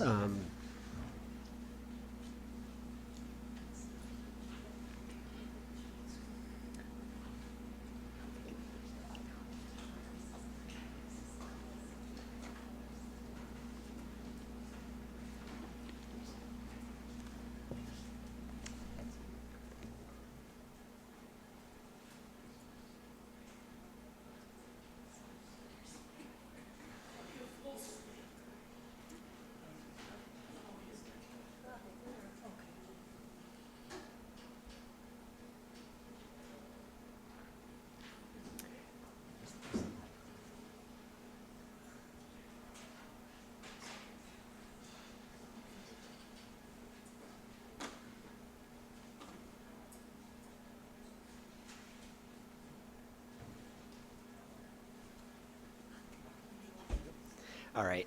So what I'm going to do right now is go through some projections about what our county population and what the age structure is going to look like in 2030, and some projections for 2040 and 2050 beyond that, and what our current specialized housing capacity looks like. So there's Winnebago County is very typical of counties in the state of Wisconsin and throughout the United States in terms of what our population structure looks like. And we're all going to be experiencing something very similar, which is that we are aging at a rather rapid pace, and that change is happening right now. It's happening during the 2020s. It should level off in the 2030s. So I will go through over some of those changes. I'll do a quick overview of what our specialized housing capacity looks like right now, and just put a few sources of uncertainty about what these projections are going to look like. The data that I'm using was collected for the population projections is coming from Columbia University. There's different scenarios, different sets of assumptions that they gave labels to. There's really not a huge difference between any set of the assumptions, but if you're curious, I could certainly share more information about this. We used one of the scenarios called the inequality scenario, which was the most accurate one in predicting what the 2020 observed county population actually was. So that's the one that we went with. But again, if we used any one of the other ones available, these numbers pretty much would look very similar. So during this decade, our county population is going to grow by about 2%. And underneath that, the age composition is going to shift quite a bit. We're going to get much older overall. In 2030, our county population should plateau off, and the age structures should remain pretty stable. And in 2040s, that is the time when we're actually going to start to see a population decline, which again is going to be pretty typical for a lot of counties. But despite that overall population decline, the share of seniors, or the seniors as a share of the total population, is actually going to remain quite stable. And I'll give some more precise numbers soon. So at the time that I was collecting this data, 2019 was the most recent year available where age groups were actually broken down. So that's what I'm using for my baseline here. And so here in this table, you can just see what the basic projections look like. So we'll gain about 4,500 people or so by the end of this decade from the start. And then there's some numbers up there for what 2040 and 2050 should look like as well. So this is one of the really key pieces of information here. At the start of this decade, we're about 16% of the county is age 65 or older, and we are in this midst of really seeing a huge shift on that specifically. So by the end of this decade, we'll be approximately 21.5%, and then it's going to plateau off. It will increase a little bit by 2040, but once we get to that, 1 out of 5 residents in the county being 65 or older, we're pretty much going to stay there for the foreseeable future. So I'll just give a quick overview of what specialized housing looks like in Winnebago County at present. Going over what adult family homes, community-based residential facilities, nursing homes, and residential care apartments look like. Overall, we have 2,744 beds. This was at the end of the year 2021. That is about 1 specialized bed for every 10 seniors in the county. If we compared that with Outagamie, they have about 1 bed for every 10.5 seniors. So pretty typical county, certainly in this region, but these are numbers that you would see throughout much of the state. So we have 43 adult family homes. These house 3 to 4 residents at a time.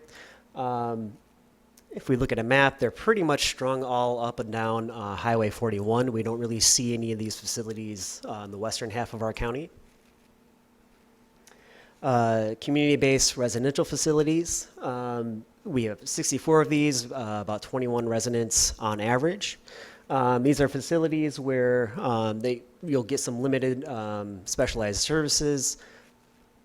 Again, looking at this map, it's concentrated mostly in the urban areas in the county, Oshkosh, Neenah, Menasha. We do have a few facilities in the western half, away from Highway 41. So a little bit more diversity or, geographic spread with these. Nursing homes, we have 8 of these in the county at present, where we're again, we're just having 24-hour access to specialized services, nursing services. Most of these are in Oshkosh. We have some one in Menasha, one in Neenah, and one in Omro. And then our residential care apartments, on average, these are housing 68 residents, giving up to 28 hours of services per week. And again, a very urban concentration here, mostly in Oshkosh, Neenah, Menasha, southern Appleton. Nothing on the western half of this county. So you can kind of see, the geographic spread there of where people can access these facilities. This is just a breakdown of the total number of beds by type of facility. So the CBRFs are accounting for about half of the specialized beds overall in the county. And again, we see that total capacity of 2,744. Most of the facilities do not pay attention to gender and who they admit. That was something I was asked to look into. So that's really not too much of an issue in terms of whether men or women are going to be more burdened or have a harder time finding a bed in Winnebago. And then these are just ratios. This is kind of going back to that one bed for every 10 seniors that we have in the county. If you wanted to do that specifically for each type of facility, these are how these ratios would work out. But again, we've got about 1 in 10, which is sort of a key assumption for what I'm using for what our potential shortfalls might be in 2030. So again, this is really sort of the heart of the report right here, trying to project what our needs are going to look like at the end of this decade. So on the one hand, we've got a growing county population overall, and again, within that, we've got a larger share of that population is going to be 65 years or older. So if we have no new added capacity, if we try to use our current capacity with what our needs are going to be in the year 2030, we will, if we use that same assumption about a constant rate of seniors needing special access to specialized care of some type, then we will be 1,093 beds short by the end of this decade, if we can make that assumption that we have that same type of demand for specialized housing. This is how this would break down by type of facility if that stayed constant. So about half of that again is just going to be in the CBRFs, but this is in total going to mean that we're going to be about a little over 1,000 beds short. And again, we could plug in different assumptions about what our population growth is going to look like, and this might be a little more than this number, it might be a little less, but it's going to be in the ballpark of about 1,000 beds. And again, if we project that forward into 2040 and 2050, you're seeing that number is going to relatively plateau off. So this is really just a response to this rapid aging transition that we're going through right now. If we wanted to improve the current capacity that we have, because there's at least some anecdotal evidence that there's more demand than we have capacity for, and I know that there's caregiver issues too, which make this even more complicated. But if you wanted to make a 5% improvement to that ratio, then this would mean that we would need an additional 193 beds on top of the 1,093 from earlier, stated by the end of this decade, if you wanted to have that 5% improvement. Well, my color's not coming up quite right on this format, but this is just sort of showing side by side what that status quo versus that 5% improvement might look like. So 1,093 beds versus, 1,286. But again, it's going to be somewhere in that ballpark. There are at least a few sources of uncertainty that I just want to put into the foreground here.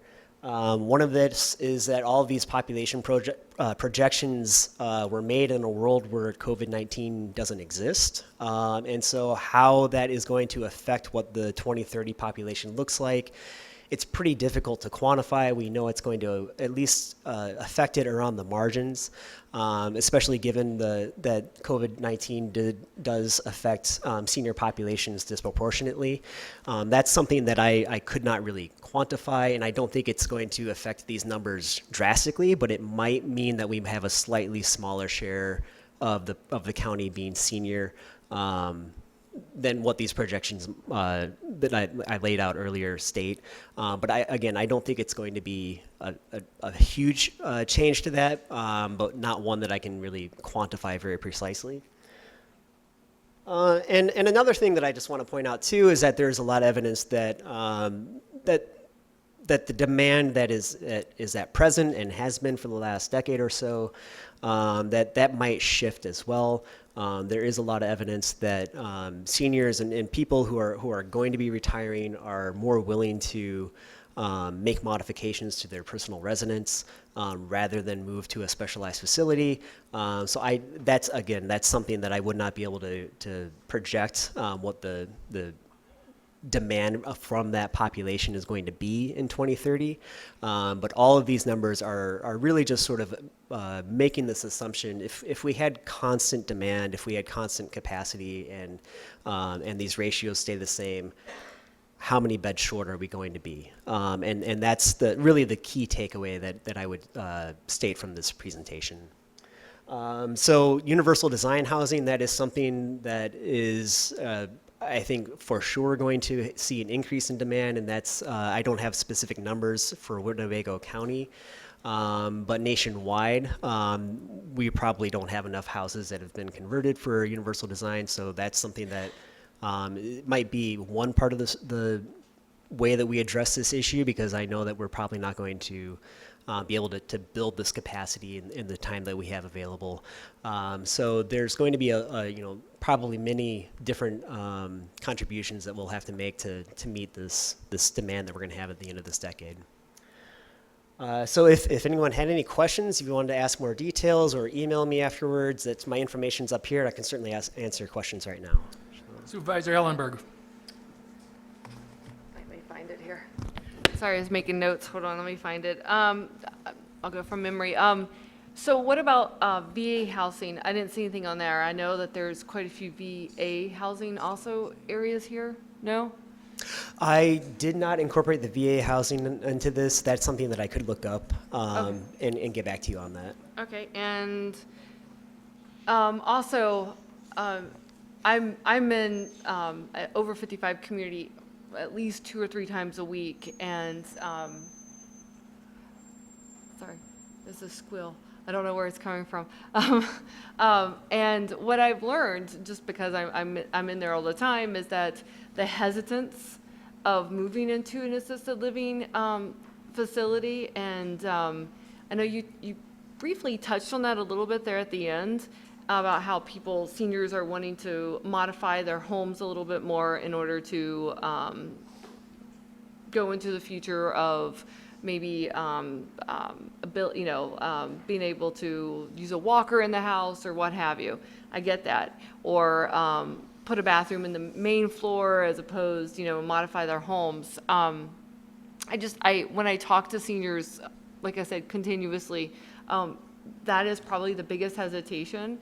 And I wonder, how do you quantify something like that? How are you going, I hate to say go get a grant, sorry, is that too soon to go talk to people in the field, but sorry.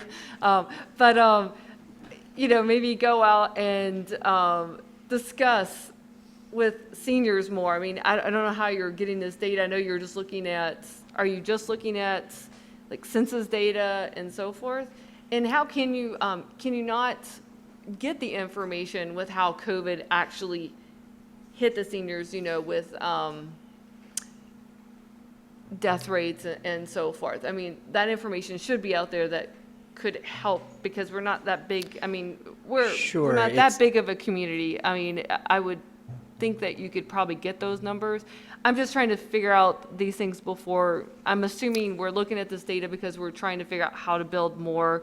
And do we have subsidies that we work with existing assistant living homes? Like, for example, I know the VNA in Neenah is just expanding, I believe, their memory care unit in their overall facility. I was curious, do we work with those type of facilities for subsidies and so forth too?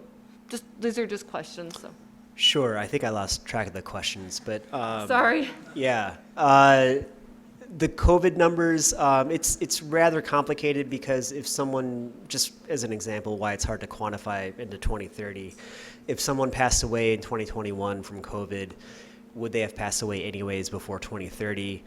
That's a very difficult thing to precisely quantify. And that is, so just to say why these projections are not More accurate, maybe. in a more granular way, taking into account of COVID-19. Would we need a grant? I don't know, maybe. I'm hesitant to talk about that right now too. Sorry, too. No, I mean, that would be, I mean, yeah, all of this data is public information that I use for this analysis. So this is a combination of data from the Census Bureau, data from the state of Wisconsin, and Columbia University, as I said, which is publicly accessible, and I can share that data with anyone who's interested in it. More granular data would require original data collection and a lot of money. It's not cheap to collect data like that. So I don't know if that answers all of your questions or not. The VA, did you talk about the VA? The VA numbers, that's something that I could look into and incorporate that into the analysis as They well. have Yeah. several assisted living. They have several assisted living areas, or homes, I believe. There's 2 or 3 of them just in Winnebago County. So I was just curious if that includes those also. So. And it certainly could, yeah. But at present, no. In your data, you're saying? It does not Correct. include that in the data? Correct. Okay. Yes. Supervisor Borchardt. Thank you, Mr. Chairman. One of the things that I think I realized here is that you can have beds, but if you don't have nurses, you can't put people in beds. Is there any correlation you have between the beds we're going to need and what type of care is going to be given, that maybe a different type of building may be designed to make that need? And you know, this is sort of getting into issues that I know less about, but you know, innovations like telehealth, telenursing, I mean, like changes in healthcare delivery by the end of this decade are things that I could not speak with much authority on. So, I mean, certainly if you want my opinion, as maybe a private citizen here, I think there's going to need to be many more than one approach to address this issue. The issue being that we're a very rapidly aging population, and that with that is going to come some new needs, some special needs, and our institutional capacity right now is going to be ill-equipped to deal with it. I think that's a pretty safe takeaway from this. So that might mean building new facilities. That might mean innovations in how we deliver healthcare. That might mean hiring private contractors to redesign your home. I mean, there's going to be all sorts of different ways that we can respond to this, and I think it's going to be an all of the above thing that's going to be required. It's not like it has been. It's not like it has been, and the challenge is to figure what it is. Being an older person, I can lose my computer every once in a while, I can't find it. And the older people are gonna have that same type of trouble, but now how do you communicate? So anyhow, thank you, very helpful. Supervisor Stafford. Thank you, Mr. Chair. Thank you very much for sharing this information, really, thank you. Just a couple quick questions so I can better understand this. Did you look at the impact, and if I missed it, I'm sorry. Did you look at the impact of home health agencies like a VNA or Visiting Angels in this analysis? No, that was not part of the question for this analysis, no. Okay, all right. I believe it was 10.5, right, was the metric? For Beds. seniors to beds? I think it Yes. was 1 to 10 for, 1 to 10, for Winnebago. I think it was 10.5 for Outagamie. Okay, there you go. Thank you. On that, did you dimension that based on residential level? You know, there's 4 levels within residential care. Do we have an understanding of where that lack is? Is it within the kind of more basic care, or is it in the more advanced care or memory care sections? Yeah, so when I'm making these projections forward, I am making the assumption, just to foreground this, and I don't know how safe of an assumption this is, but I'm making the assumption that proportionally there's going to be the same demand for nursing homes, the same demand for CBRFs, the same demand for adult family, that each of those is going to be constant, which I don't know how safe of an assumption that is. Okay.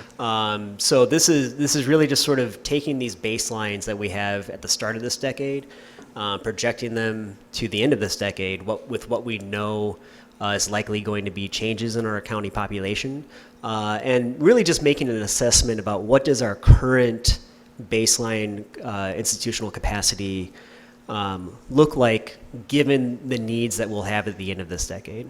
Sounds good. And then any sort of development trends within residential care, because as we know, generationally, the trend is that way, with baby boomers and Xers specifically.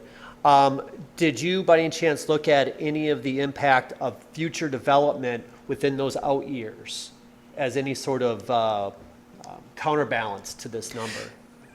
So I mean, I think that's kind of what I was getting at with some of the sources of uncertainty about what is future demand going to look like. And what I meant by that is, future demand for these types of facilities, given that we probably will have innovations by the end of this decade that I personally could not really predict, that might alter, the demand for people wanting to move into these facilities, or their ability to maybe have more nursing services in their private residence, or modifying their home so that they can get on, with less institutionalized service. Okay. So there's going to be all sorts of things around the margins that I think, again, are going to have to be part of the solution, or part of the how we address collectively this issue. Right. And I believe I heard the answer, and it's difficult to quantify, but there is no connection in terms of looking at future projections in terms of we'll call it the occupancy, or the filling of caregivers, which is an issue, which has decreased the amount of beds, even though facility-wise there's beds there, but if they don't have people to care for them, they can't accept them. In that analysis, was that considered at all in future years, or it's just? No, so I mean, and that's something that that we discussed at the outset, and that's almost an entirely another topic. I mean, that's a whole nother problem. Right.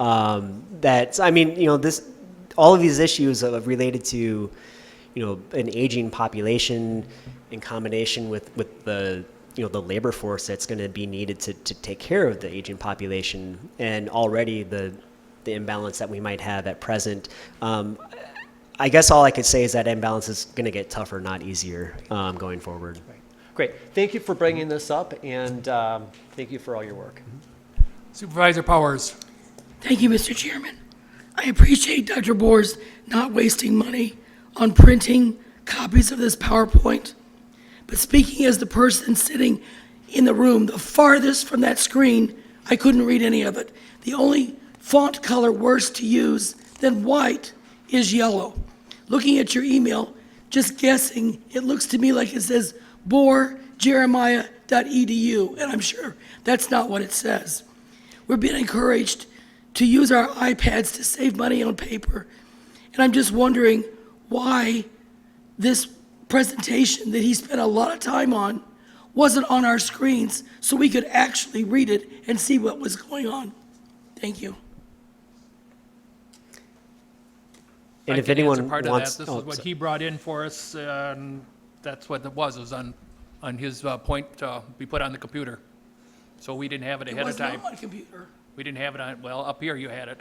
We didn't have it ahead of time. I'm sorry. if anyone did want my email address, it's bohrj@uwosh.edu. And I'd be happy to answer any questions or for email. Supervisor Robertson. And I can send you a copy of this presentation too. So. Thank you, Thank you, Mr. Chairman. All I can say is about the veterans, I do know about the veteran housing. You know, they have King, of course, that's always available. But there is no housing here in Winnebago County, as far as I know. Does anybody know that there is? No, there is not. There is housing in, it's right near the VA in Appleton. They got a big housing unit. I got the guy's name right here in my pocket. He will set you up with housing. Jeff, he will also help you get housing. And there's also one in Green Bay. But there's nothing in Winnebago County for the veterans. Because I'm on the board up in Appleton, and you know, if a veteran needs help, you can direct them probably to me, and I'll get them help. You know, I mean, I'm pretty sharp on this stuff, but Jeff would be the man too. He would be the man to really look forward to, right here. You know, because he's right here in our community. So. In Oshkosh. So Jeff would be the man to be able to do that. But so does that answer any of your part of your questions? No, on the veteran? I knew there was one. I couldn't remember where it was. Okay. I've been working with them too. Okay. All right. Thank you. Supervisor Flom. Thank you, Mr. Chairman. One of the questions that I have in terms of this study is also our labor force participation rate. I know that as the population gets older and older, the labor force rate begins to decline as well as more people have been retiring and whatnot. Have you run the numbers at all about what we would need in terms of workforce housing as well if we're bringing people from out of county for medical care or additionally to man those jobs that were previously vacated as we struggle with our labor force participation rate going forward? If you've done that, if you haven't, no worries. But No, I haven't. Yeah. That is certainly another great question. It's something that, I mean, that highlights, I think, how complex this issue is and how many, you know, threads we could pull on. And it's a very large issue, and it's certainly one that expands beyond the boundaries of this county. But I think what I presented here was a really just a slimmed down and pretty simple part of the story. And when you start accounting for things like labor force participation, caregiver shortage, I mean, all of this in the context of an aging population, it gets that much more complex very quickly. Thank you. Supervisor Dowling. Thank you, Mr. Chairman. Thank you, Mr. Jeremiah, for coming and speaking with us tonight. I was just curious to know, as someone who personally has had grandparents travel to warmer areas for the winter, is that taken into consideration? Are these full-time residents that you believe will have, or are these snowbirds? So again, that would be the baseline assumption that I'm taking is that whatever the current rate of snowbirds is going to stay constant. Okay. So if that's the case, that's what these numbers would look like. Okay, wonderful. Thank you so much. Supervisor Gabbard. Thank you for your presentation. And I understand it was 2019, so pre-COVID. But just a little insight here. We have a county nursing home, which I'm sure you're aware of, which had 156 residents pre-COVID. And the latest stats that we got last month were 110. So we're down 46 for sure. And just to be clear, all of the housing capacity numbers were from 2021, at the end of 2021. Okay. Yeah. So I was thinking if there's 8, well, I know there's 8 nursing homes. and we are down, say, 40. Because nobody went into a nursing home unless it was a dire need during COVID. Families kept their families at home, or the people didn't want to make the move because of the restrictions. So I'm thinking, well, if you had 8 nursing homes and perhaps 40, even in 2021, there's 320 beds. But the caveat to that is we don't have enough employees to take care of those people. So I don't know when that's going to spin in the other direction, if it will ever spin in the other direction where we'll have enough staff to handle a full capacity. And I'm sure the other nursing homes have the same thing. So I understand that what your study is all about. We are an aging society, but it looks to me like we might have to have different functions for taking care of the aging society. Well, which absolutely. I think that will absolutely innovative, be the something case. innovative. And I don't know if it will be private or some public or whatever, but yeah, a big percentage of our population is aging, and the baby boomers are getting older and older, so it is kind of worrisome to me, but at least we've got some starting statistics from you, which I do appreciate. So thank you. Supervisor Schellinger. Thank you, Mr. Chairman. Thank you for your time coming out today. This is very interesting. My question is do you know kind of how we sit as a county compared to other counties, or us as a state compared to other states? Certainly, as Supervisor Gabbard said, kind of a society-wide thing. So I'm kind of wondering if, as you did this, if you have any sense of that, and then if there was anything that you found unique to Winnebago County that you could share. There's nothing unique to Winnebago County. I think we're actually a pretty typical case. We're very close to the median, to the national median county in terms of our age structure. I threw Outagamie County in there just to sort of show that we're essentially in the same boat. 10.5 versus 10 ratio. That if we go throughout the state of Wisconsin, you're going to find that in most counties. So this is we're really pretty close to the middle of the road in experiencing this. Thank you very much. Supervisor Zestera. Thank you, Mr. Chair, and thank you for the presentation. Just several little questions I'm hoping you can answer. Which county departments requested you to present this? The presentation's not up there, but this is the Beth, forgive me if this is the ADRC. This is the Aging Disability and Resource Center. Thank you. I should know that's on my title slide, but yeah. What will your fee be? I'm sorry? What will your fee be or is for doing this study and presenting? I don't know off the top of my head. Any range? But it was about $38 an hour, Okay. spread across 50 hours. Okay. Will you make the slideshow available? A lot of that was very detailed and it went over my head. I couldn't catch up with that. Would you be willing to share that with any of us who are interested? Absolutely. That slideshow? Okay. Absolutely. When you said the 2030, 21.6%, those were 21%, approximately 21% of the population was seniors, correct? In 2030, at the end of this decade, projecting that about 21.5% of the county will be senior. Will be seniors. And you said that was a large share of what? I heard you say it was a large share. It's a much larger share than at present and historically speaking. So at present, we're at about 19%? At present, we are, no, not at 19%. We're probably closer to about 17% or so, but we're sort of rapidly approaching that number, and then it'll plateau off. Okay. Do you know by chance what kind of income is generated buy care facilities? Do you have any idea of what's generated per month or anything like that? No, I do Because not. when I drive through the area, I see a lot of facilities.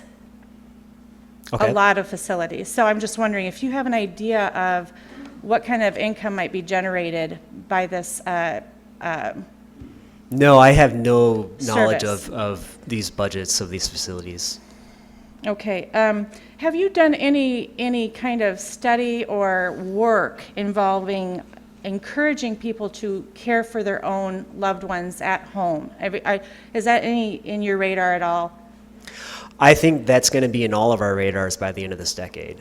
I think one of the conclusions of this study is that there's probably going to be many people whose parents are going to be living with them that maybe weren't planning on that, because there's probably going to be a shortage of other options. And I think that will probably, I don't want to use the word solution, but I mean, that'll be one of the ways that we collectively address this, is that I think a lot more seniors are going to be living with their children than we are currently experiencing. And one other thing, what kind of value would you see as having grandpa, grandma, disabled sister, or whatever in the home? What kind of values would that be to the? What do you mean? To the family. What kind of family values? structure, yeah.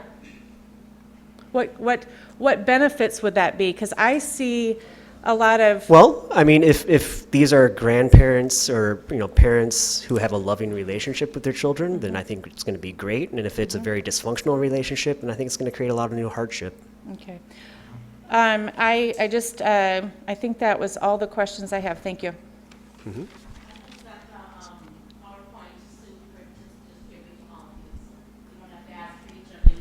Supervisor Buck?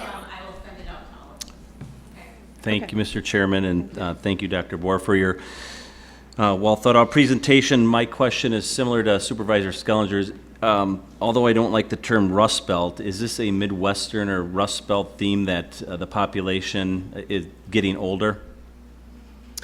No, this is something that you would see in every region of the country. I think the exceptions are going to be more the communities that are rapidly attracting younger populations. But really, again, we're very pretty much middle of the road. This isn't something that's uniquely Midwestern or Rust Belt or however you want to say it. You're going to see this in every region of the country. And I guess, do you know off the top of your head what states might be getting younger or attracting more folks? I don't know off the top of my head. I mean, I could anecdotally tell you what cities are getting younger, but I wouldn't be able to systematically go through that. Thank you very much. Supervisor Norton. Chairman, thank you for the presentation. Few questions. I know you did 2 public presentations in the spring. Are you planning on making any presentation of this to any of the local governmental entities? I don't currently have any plans, but if anyone would request that, that's something that I could do.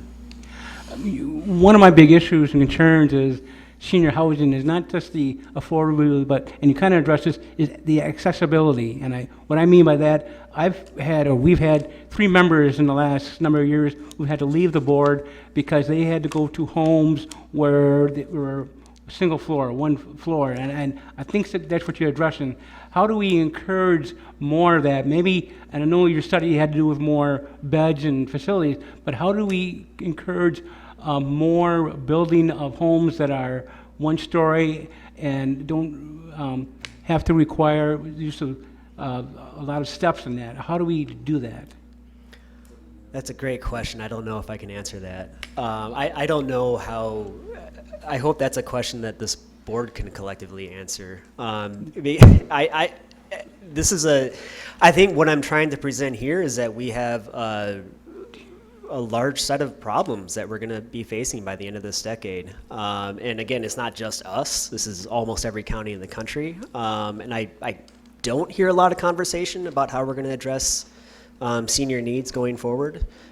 So if anything, I just hope that this conversation starts. I hear you so right on that. I hear the city of Oshkosh is concerned about having housing downtown for the middle age, not middle age, but the 30 and the 40-year-olds, but not for the seniors. And we are growing older. Obviously, to answer kind of Supervisor Buck's question a little bit, I know at the WCA, the only area in this state which is growing even mildly a little bit younger is the Appleton area. Other than that, we are aging very, not rapidly, but slowly but surely. Been that way for the last number of years. So this is a very big issue to me. For anyone, this is a very big issue.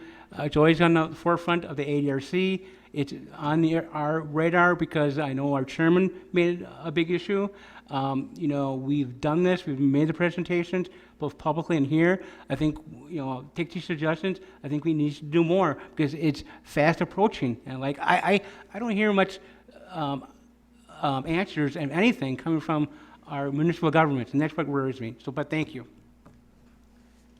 Supervisor Eisen. Well, thank you, Mr. Chairman. Dr. Bohr, what is the financial issue or policy issue to come before the board for which we can use this information? I am not a policy expert, and so I think part of... somebody sought you out to tell us the story. What are we going to use in making a decision? So here's what I would say. Much like COVID-19 was something that we've never really experienced before, this demographic transition is something that we've never experienced before. We don't really have any historical precedent to look to address a rapidly aging population like we're going through right now. And the shift from 16 to 22%, a senior share of the population, that's a huge shift. We don't have a historical precedent during anyone's lifetime in this room right now. So I would say that it's going to require some new policies, some creative solutions. It's going to require more than one solution. It's probably going to have to use some public resources, use some private resources. And invited you. What department? The ADRC. The what? ADRC invited me.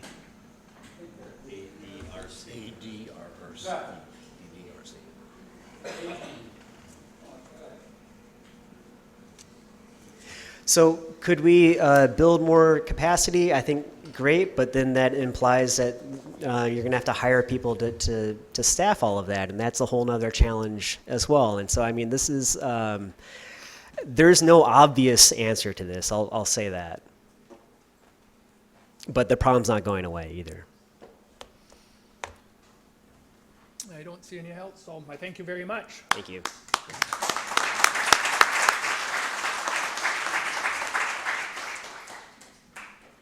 Next is the Winnebago County Overdose Fatality Review Findings and Next Steps with Dr. Jennifer Skolowski, facilitator.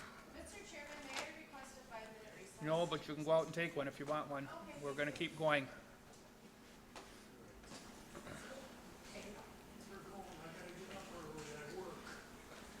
You all must be night owls, because I'm an early bird. So I'm sorry that I won't have my normal energy. Normally I'm like super exhausting and whatever, but I've got 2 really young kids and they wake up at 5 o'clock.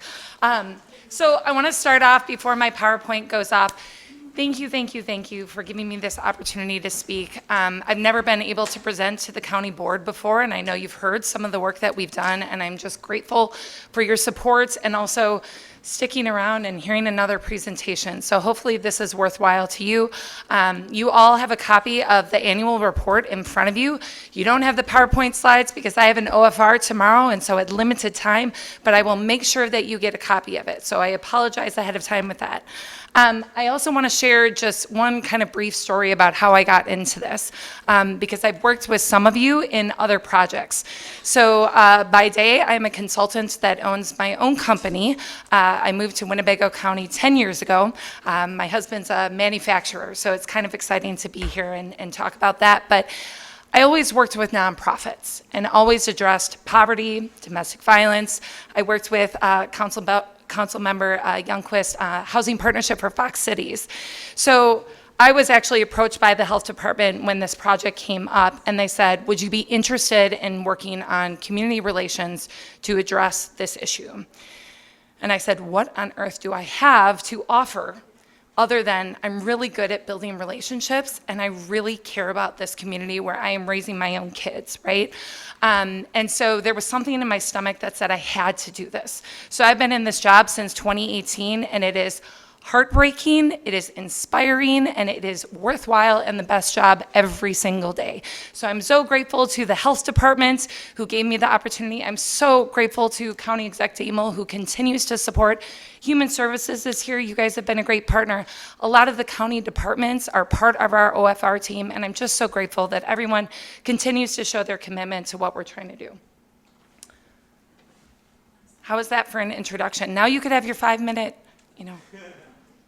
And remember, I'm not a professor, so it's not going to be as formal as Professor Boers. I also have my laptop, if that would be helpful. While they're fixing that, Supervisor Haran, did you have something you wanted to say? No, I'm sorry. Okay.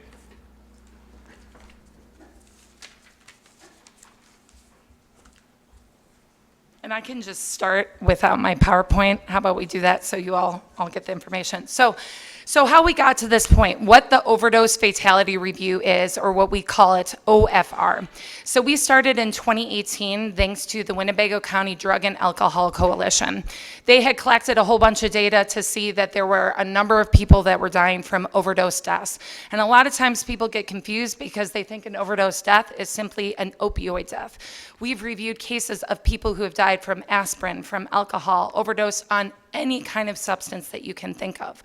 So we started that in 2018, and we are a part of a statewide system. There are 22 teams throughout the state of Wisconsin that have OFRs there that represents 24 counties. And it's using a national model where we review cases of people who've lost their life to addiction, to an overdose death, and we look holistically at it. So I was trained as a social worker, and I love this lens because I'm able to look at somebody's whole life. I'm able to look at how our community supported them or failed them. I'm able to look at what their parents were like, what their siblings were like, what their education was like. I never worked in this kind of work before, and it was so exciting that we were able to get this started. So we got it started in 2018, and normally I have this beautiful slide that is filled with partners. I have 47 partners representing 36 agencies. You think you're tough? That group is much harder because there are a lot more that come to every meeting and they have all different personalities, all different backgrounds, all seeing that we have to address this issue in different ways, much like yourselves, which is why it's so great. Oh, look, you got it. Perfect. Oh, no, that's not. That's not the one, no. So go back. Sorry, guys. Do you mind?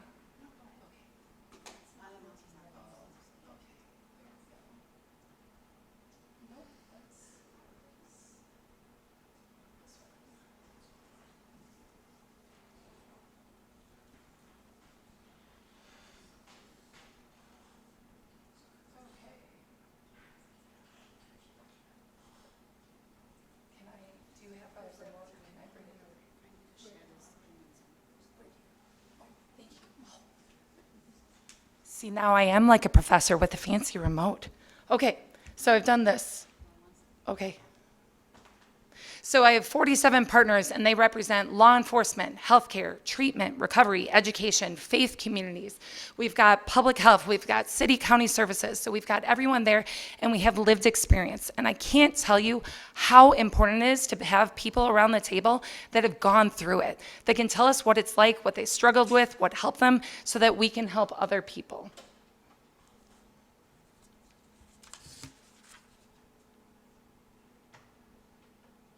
I'm really drawing this out.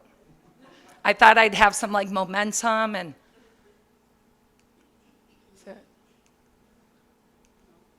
is it possible to just bring it closer? Oh, there we go. Yay. Okay, so these are all my partners. Isn't that amazing? It is amazing that all these people come on a monthly basis to review someone's life who's passed away to try and figure out how we can have a better community, how we can address this in a different way. So this is my favorite slide because it shows that we're not just a group of people that sit around and talk. We're all about action, and we're also about social connectedness and how we can do this together. I'm going to talk a little bit, but I'll just do it right now. We had this amazing event called the We Heart You event, which sounds so corny and so cliche, but if you attended, and I think some of you did, it was so heartfelt because people had been there who had lost family members, who they themselves were struggling, those that were in recovery. And it showed how much this community cared about people that are struggling and that people are dying and bringing urgency to what we do. So here's the heartbreaking data that is in your annual report. One more time, we've broken the record for Winnebago County with 41 people who've died of overdose deaths. And you may think 41 isn't a lot of people, but I'll say number one, that's someone's family member, someone's husband, someone's wife, someone's father, someone's mother, someone's brother, someone's sister. I'm sure many of you in this room have lost someone or know someone who's been struggling. The other thing is, this is a piece of the pie. There are so many people that are having non-fatal overdoses. That means they have an overdose, but they aren't dying. It gives us another day to get them help so that they can be thriving community citizens just like all of you.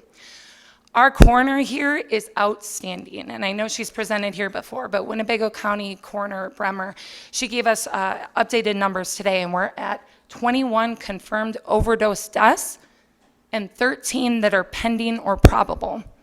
If that's true, that's 34, and we still have 3 months of the year, which is why I'm coming to you to say this is an urgent issue for us to address.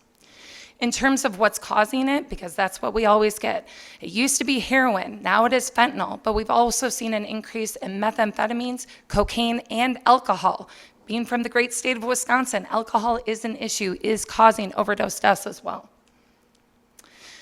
Some of you probably heard some spikes. I know the county exec did some great job with messaging, and public health continues to do an outstanding messaging with this as well.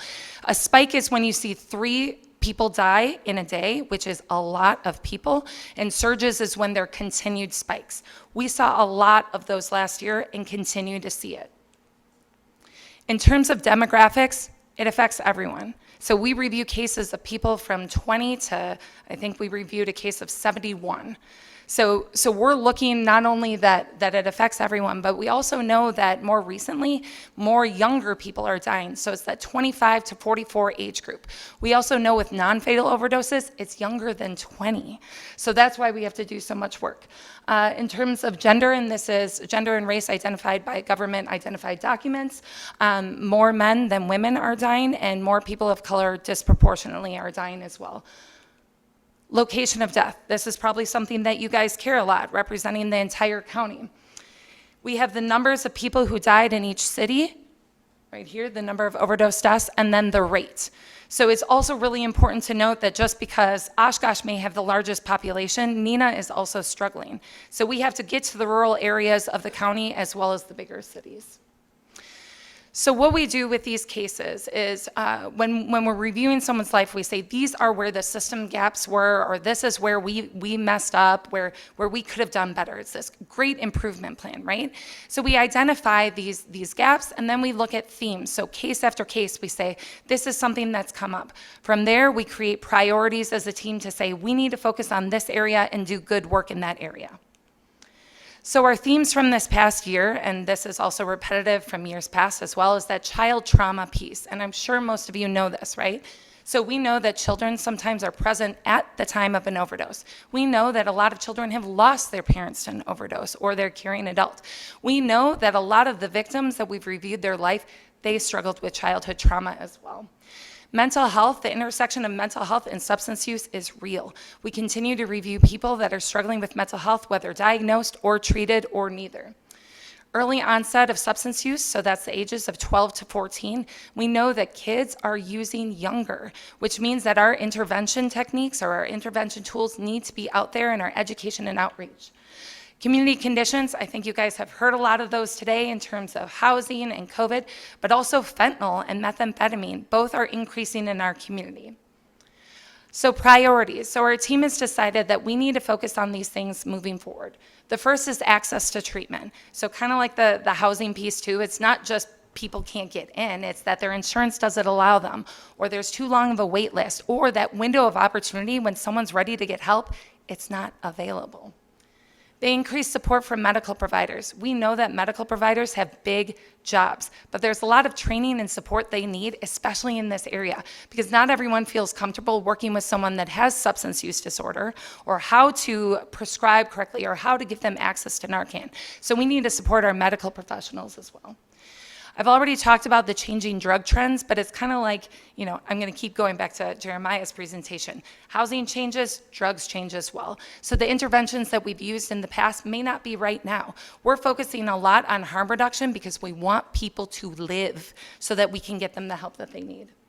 And support children and prevent early childhood use. So I've kind of already talked about those with the themes, but we still have to focus on our areas really helping kids.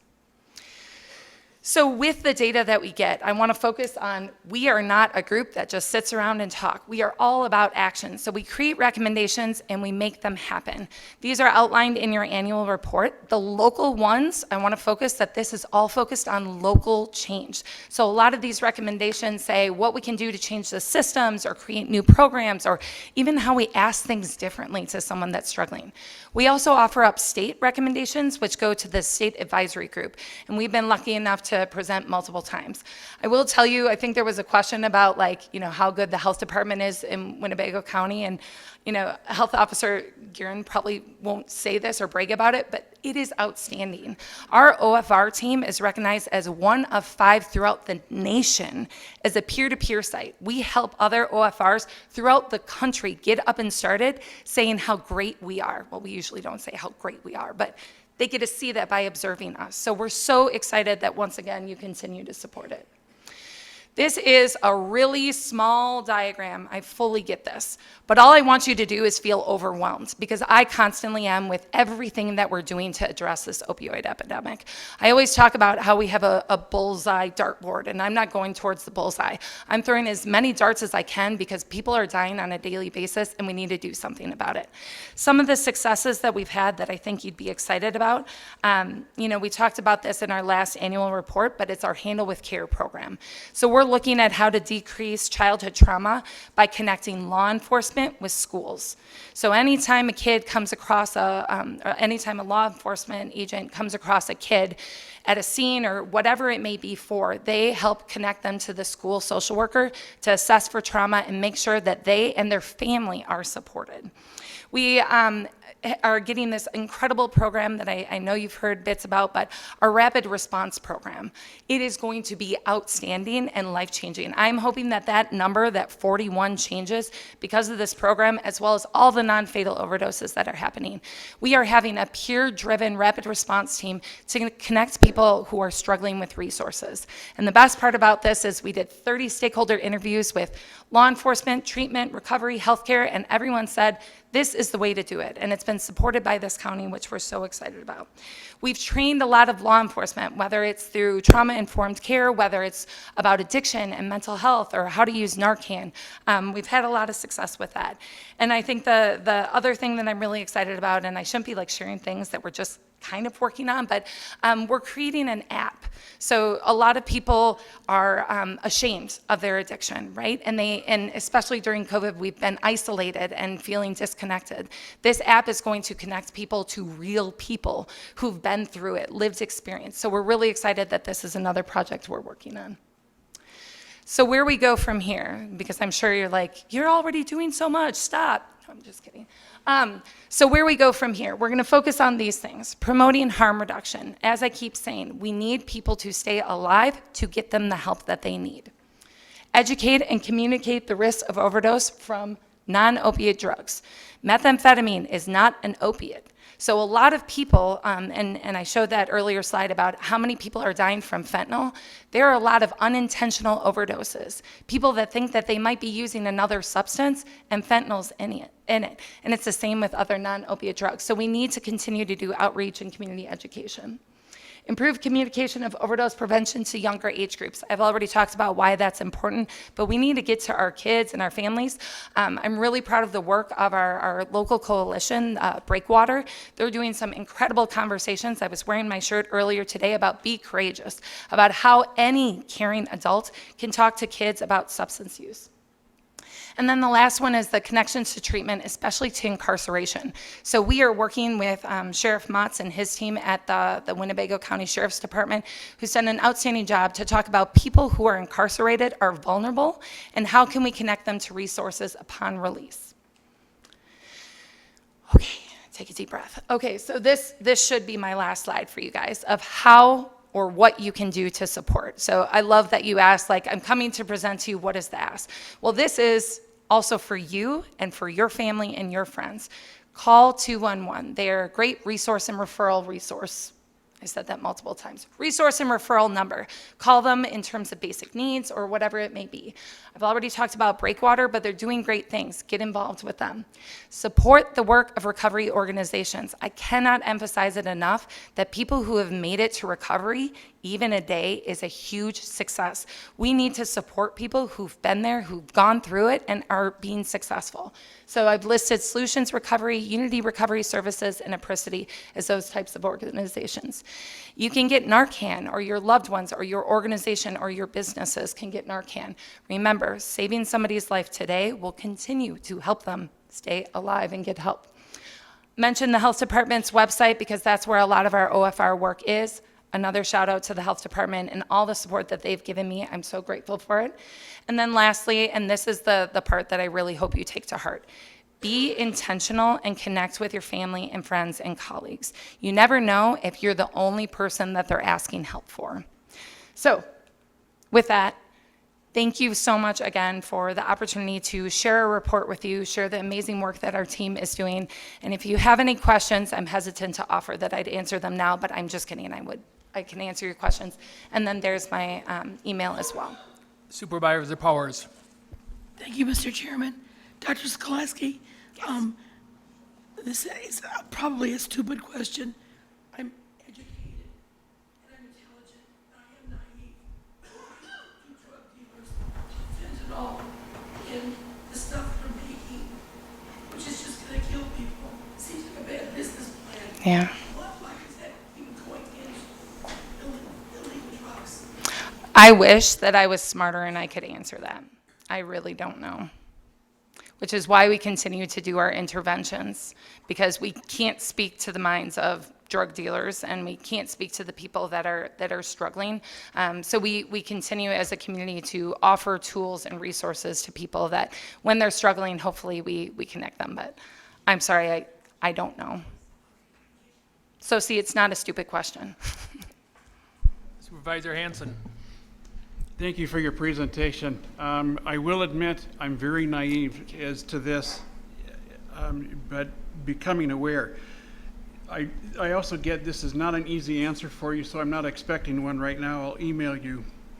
I would really like to see what was going on between 2011 and 13 and 2017 and 19 on why that was such a marked drop. And, I mean, what we were doing different? I can guess and theorize why 2019 to 21 was such a market upgrade or uptick. Recording in numbers. stopped. But I would really like to explore that with you and find out what we can do as a county to bring those numbers back down again like we did. I greatly appreciate the support, and I also have to talk about the brainchild of Sarah Jean Schlechterman, who's the epidemiologist from the health department, who's done a lot of outstanding research and has studied some of that, and could give a much better answer than I can. What I will say that we've found is the metric that we were once using of overdose deaths is not the full metric. I would love to say that, we're decreasing the amount of people that are dying, and it's not happening. But I can tell you we're making an impact in this community. And which is why this report, I wanted to be different. So if you look at the last page, it shows the partners that are committed to this work. And if they were here, they would tell you their personal stories about why they're committed and why the work is so important. I think that all the recommendations that we're making are driving down different numbers. So maybe it's the person who had 7 non-fatal overdoses regularly is having 3.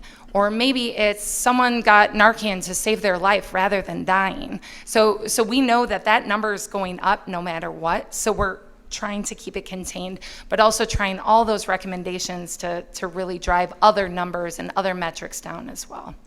So I know that probably doesn't answer your question, but I'd be happy to provide any extra data that I can find. Thank you. I just want to let you know that only part of that got recorded, so I don't know if you want to keep going, or if you got it going again now? So if we want to just hold on so it all gets recorded from here on in?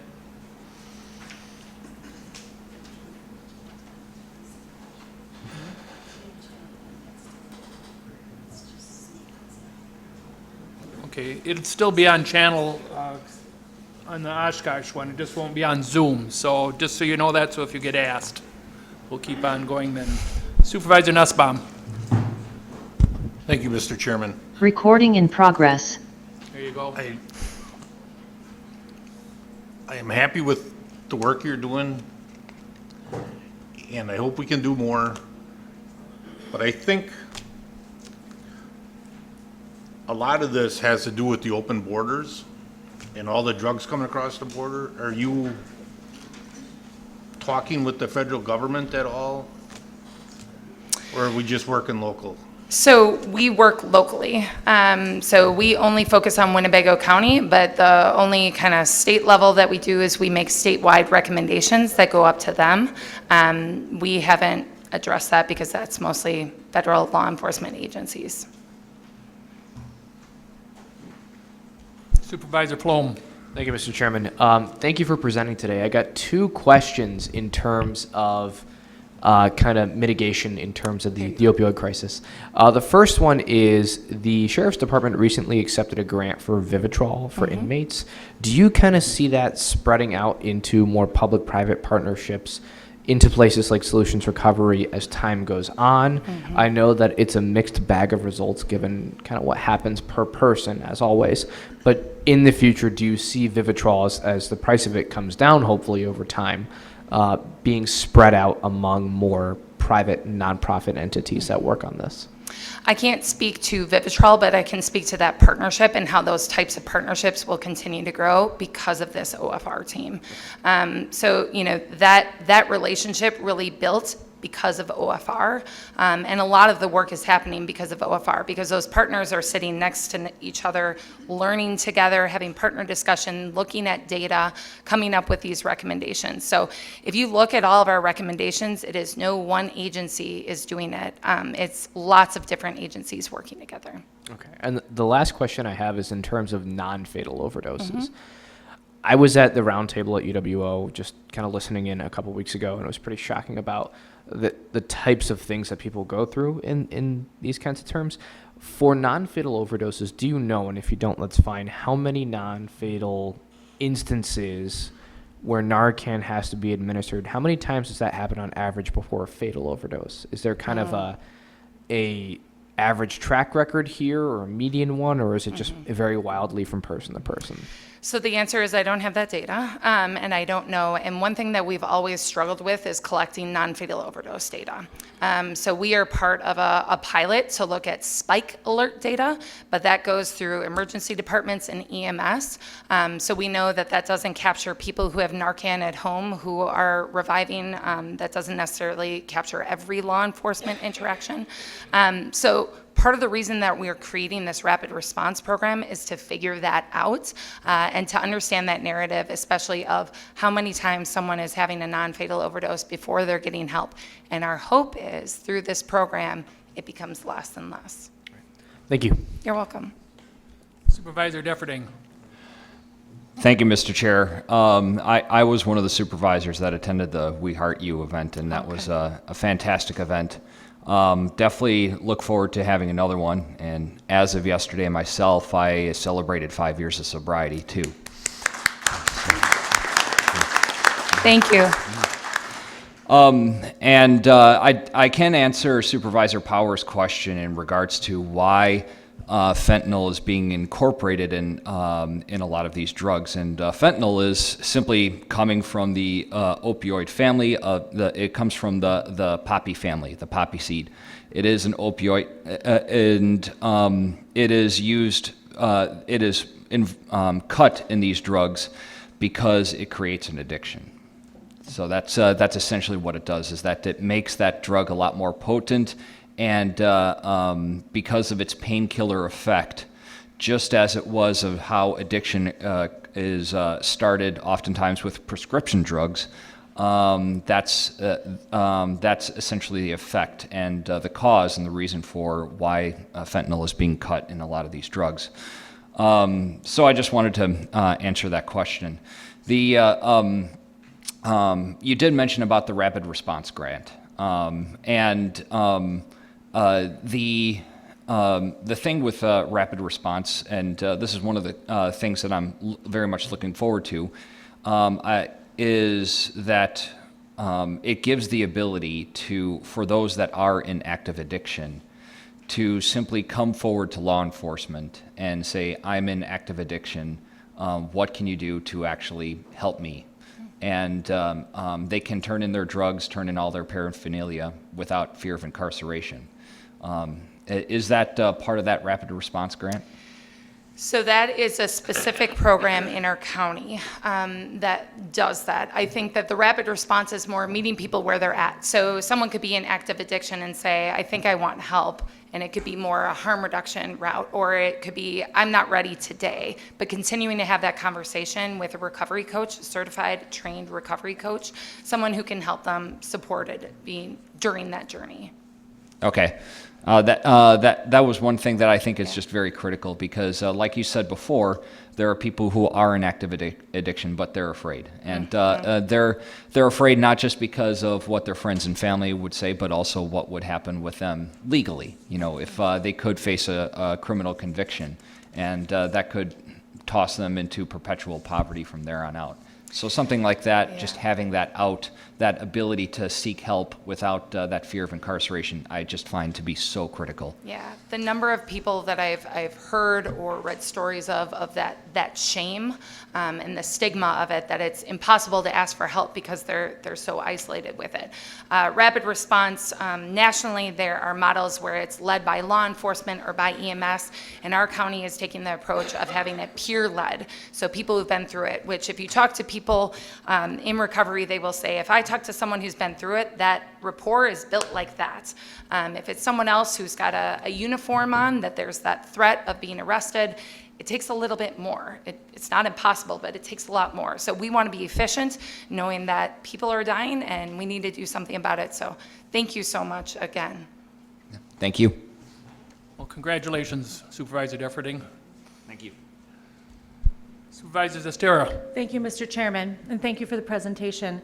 I heard what Supervisor Nussbaum mentioned about open borders, and I understand that may sound really crazy, but that is something that I've paid attention to. And I'm just wondering if you have data on the sources of these drugs, if you keep data on that. I do not. So that's where a law enforcement agent probably might. We have toxicology reports, so we can say how much of a substance was in somebody's system, but we have no idea where it came from or where they got it. Okay, and I also see that the title of your presentation is just the findings, OFR findings and next steps. What future project are you basically preparing us for? Are you able to share? So that recommendations page lists everything that we're working on, as well as the pretty page that's probably a lot to talk about. This one that says the progress being made. So a lot of those are not done.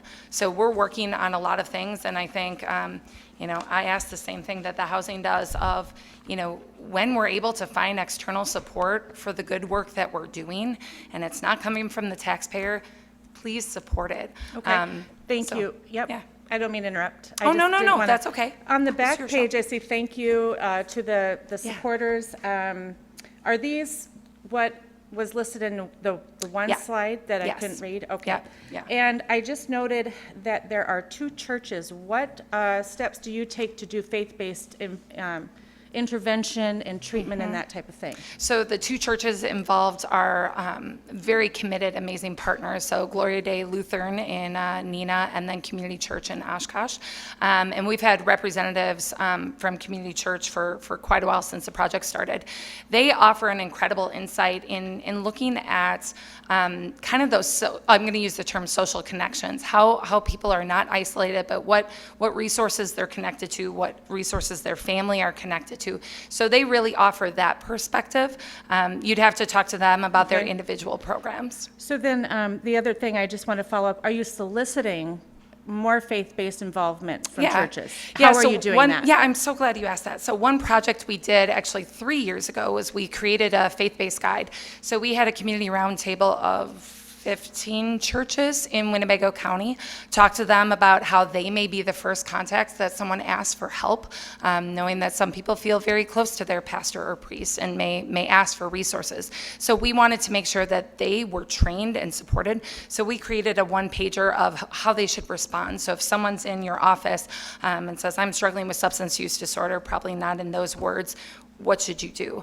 So we offered that support, and we continue to share that guide with the Common Grounds group in Oshkosh with those faith leaders. So you look at them as social connectedness, but not necessarily to assist people, is that right?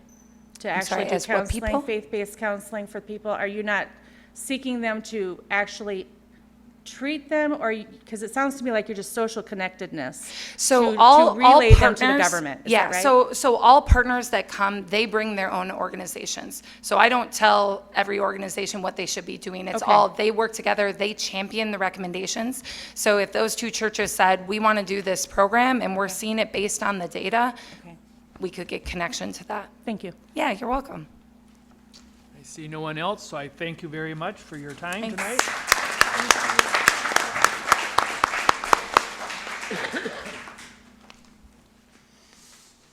And next is we got the Winnebago County Shelter Care Facilities with Dr. Bill Topol of Human Services Director.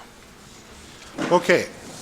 Well, good evening. It's been a long one, I'm sure, for all of you. And I'm going to try to make my presentation as short as possible. I'm going to answer the first question before I even start, and that was Supervisor Powers, who asked, why spend money on a paper copy for yourselves? A couple of reasons. One, I'm not sure always that the PowerPoint's going to work. That's happened to me. Two, if you're sitting in the way back, you're not going to be able to see the screen, so it's kind of a courtesy to you. Not everybody has their iPad in front of them, so if you don't, you actually have something to look on as we talk. And lastly, there are pictures of the shelter care that if you look at the actual handout, you're going to see some nice color photos of actually what the facility looks like. And I thought that that was worth the time and expense to make those paper copies for you. So first of all, I'm Dr. Bill Topol. Why am I a doctor? Because I am a licensed clinical psychologist for the state of Wisconsin. That's my training and background. I grew up in the human services system almost 35 years ago. I have been your human services director for the last 15 here. So a little bit about me. We are going to be talking about one specific program tonight. I kind of wish that actually our last speaker was the last speaker because she was so positive and peppy and told you a lot of great stuff. And this is going to be a little bit more boring and routine because I'm talking about one specific program of the Human Services Department. And I'm basically cutting to the chase. It wasn't done early. And I'll tell you this, that last month I had a very serious tear in my retina. I was needed to be hospitalized, or not hospitalized, but I needed to be operated on, and I spent over 3 weeks in recovery. I was on medical leave, so I didn't get back till last week. Started this presentation actually Monday when I got back, and I've been refining it ever since. So there wasn't any time, I'm sorry, to put it on the website. So I'm answering some questions that I might get later, trying to cover that right now. Okay, so we're going to be talking about one specific program of over 50 that we have in the Human Services Department. Human Services is the action arm of the kinds of things we were talking about tonight. We do active treatment, we provide direct services to kids and families, and we have responsibilities based on our state-county contract to do those things. We are the safety net for families and individuals that don't have the ability to pay we're required to have certain programs in place, of which shelter care is one of them. And I'll get into that in a few minutes. But basically, that's our responsibility, that's our role. The state and the federal government provides 2/3 of the funding for what we do. You and tax levy provide 1/3 of that funding. I will tell you our budget is about 48 million, not in the 70s, so I'm just going to correct one of our supervisors. So it's not quite that large, but there is 2/3 from the state and feds and 1/3 from tax levy. So without further ado, yes, we've got it up. Cool. All right. So you're not going to be able to see this stuff if you're in the back, so I encourage you to just follow along with the slides. Also, I'm going to have to hold them up closer to my eyes because they're not totally working correctly yet. It's a long story, but if you see me holding this up to my face, it's because I have to see actually what's written there. All right, so first slide is our shelter care. This is Winnebago County Shelter Care. It is not currently owned by us, and it was for 40 years run by a number of organizations as our partners and as our vendors to make that happen. It is currently located at 2831 Harrison Street in Oshkosh. We've had shelter cares that have been located in Neenah in the past. And I believe we also had shelter cares that were located in various foster homes around this county at one point as well. But for the last 10 years, it has been at this location and currently is in operation, and I'll get into that in a minute. Okay, so history. Let's go to the next slide. All right, so the history is that shelter care exists by statute. You can go and look it up if you want to. That we've, as I said, it's been in operation for over 40 years. It was created by this body back 40 years ago. It is a creature of Winnebago County court system because it serves the juvenile court population, so kids who are adjudicated in the juvenile justice system, youth justice system, could potentially be using this service. Okay, next, services were abruptly ended. So this history brings us up to the present. Services were going on pretty much normal with our vendors up until last November, when due to a number of circumstances, not just due to COVID, but because the ability to hire and retain and keep the staff and train the staff that they needed to do was impossible for them. And they told us so, and we said, okay, we're going to have to shut down. So we ended up shutting down the shelter care program last November. There are no other vendors that we know of statewide that do this. All of the other vendors are getting out of it. So if you are doing this service as a county, either you own and operate your own shelter care system, or you partner with another county that has their own shelter care system and you buy beds from them. Okay, and youth and staff had to go to Outagamie County. Luckily, Outagamie County was very reluctant to offer us any bed space because they had their own set of problems, and we were able to get Outagamie County to assist us in the short run. They told us very clearly this is a short-term solution. They gave us about 6 months. They've extended it a little bit for us, but that was kind of what happened in the short run. And then in July, luckily, we were able to put together a temporary fix, which is another agency who doesn't want to get into the shelter care business, but is a good partner with us, said, we'll help you hire the staff, but you're going to have to provide some of your staff to do the supervision and to assist us. So that's what we are doing currently. We are back in operation, back at the site that I just showed you, and we are currently renting the facility from the owners. I'm sorry, I went back. There we go. We are currently renting the facility from the current owners, which are Lutheran Social Services. So that's the history up to this moment. Okay, next, I want to show you the picture of the great room, which is basically as you enter, this is a multi-purpose room. The kids typically eat there. They can get some tutoring there.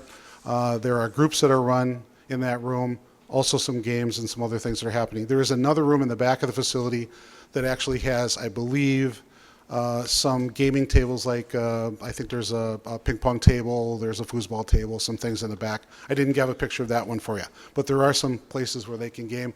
Also, the kids get out and do activities and can go to the Y and things like that as well. But just trying to sprinkle in pictures of the facility as we go along and talk about what shelter care is. So, next, and I'm talking quickly because I really appreciate your time and want to move this along. Okay, so you might think of this kind of facility as a shift-staffed group home. Shift staff meaning shifts of staff change 3 times a day, every day of the week, 7 days a week, 365 days a year. So this is a facility that has to be in operation at all times. We cannot have one set of foster parents living there and providing all of this. It doesn't work. You have to have a shift staff operation for shelter care. And the kids are placed there for a number of different reasons, but some for engaging in minor criminal behavior. Maybe it's truancy, maybe it's rule violations of some sort.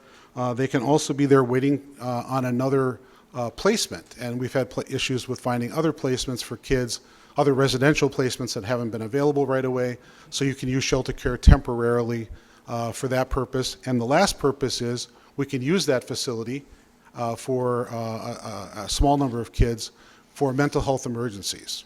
So if we have some mental health crises, maybe there's something going on in the family, the kids need some separation from the family, we can potentially use the shelter care to temporarily house them and give them a little time out and get their family back together. Sometimes in some states this is called juvenile hall. We don't call it that in Wisconsin, but that you might know it as that term. It's a non-secure site, which means that the kids can leave with supervision. So it's not locked. It's not like a jail. There are jail sites for kids. It's called secure detention. We happen to have a contract with Fond du Lac for that. We don't have a secure detention site in Winnebago County. So we just have this non-secure site we call shelter care. And then programming is not punitive, but restorative and trauma-informed. So when the kids go there, yes, they go there as a consequence, but we're attempting to try to remedy the situations, not just say, you're here because you've been bad, therefore sit in the corner and think about what you did. That's not how shelter care works. We're going to be interactive with the kids and doing multiple things, trying to put the family situation back together. Okay, so next picture is, here's a typical bedroom. Yes, I know there's nothing much in it. There's a reason for that, and the reason for that is obviously we have to make sure that what we have in the rooms meet certain standards, because there are standards for shelter care. This shelter care has to be licensed, which it is, and it has to be safe for kids to be in, and we have to have some reasonable measures of safety, monitoring, and making sure that we don't have things in rooms that might be used to harm themselves or other people. So this would be a pretty typical arrangement. And can they bring in their own stuff from home? Yes, within reason. It has to be things that would be, again, non-hurtful to other people. So for instance, they've got a favorite blanket, they have items they want to bring from home. We can pretty much accommodate those things if we need to. So each person has their own room. We don't double rooms in our facility. So, and there are multiple bathrooms, and so we do, we make sure that we have enough space, for everybody to have their personal space. Okay, so shelter care continued. It's a state mandated program. We receive a good chunk of money from the state and feds. It may be used as a temporary placement. I said that already. It's short term. It's only to be used for a few days to a few weeks. It's not a long-term facility. We are not, the programming is to basically either take them out of a situation, try to remedy the situation in their home or a foster home, return them to that situation. Or we are looking for a longer-term placement, and this is a short-term stop while we have a safe place for them to be while we're getting that placement set. Okay. All right, so now I'm going to go to another picture, the kitchen. Actually, when we set this program up with our vendor back 10 years ago, Lutheran Social Services was using it for a variety of different purposes. It was at one point an assisted living center. At another point, it was kind of a day treatment program for drug and alcohol. And so we had to do a lot of work together to improve the kitchen, to bring that up to code.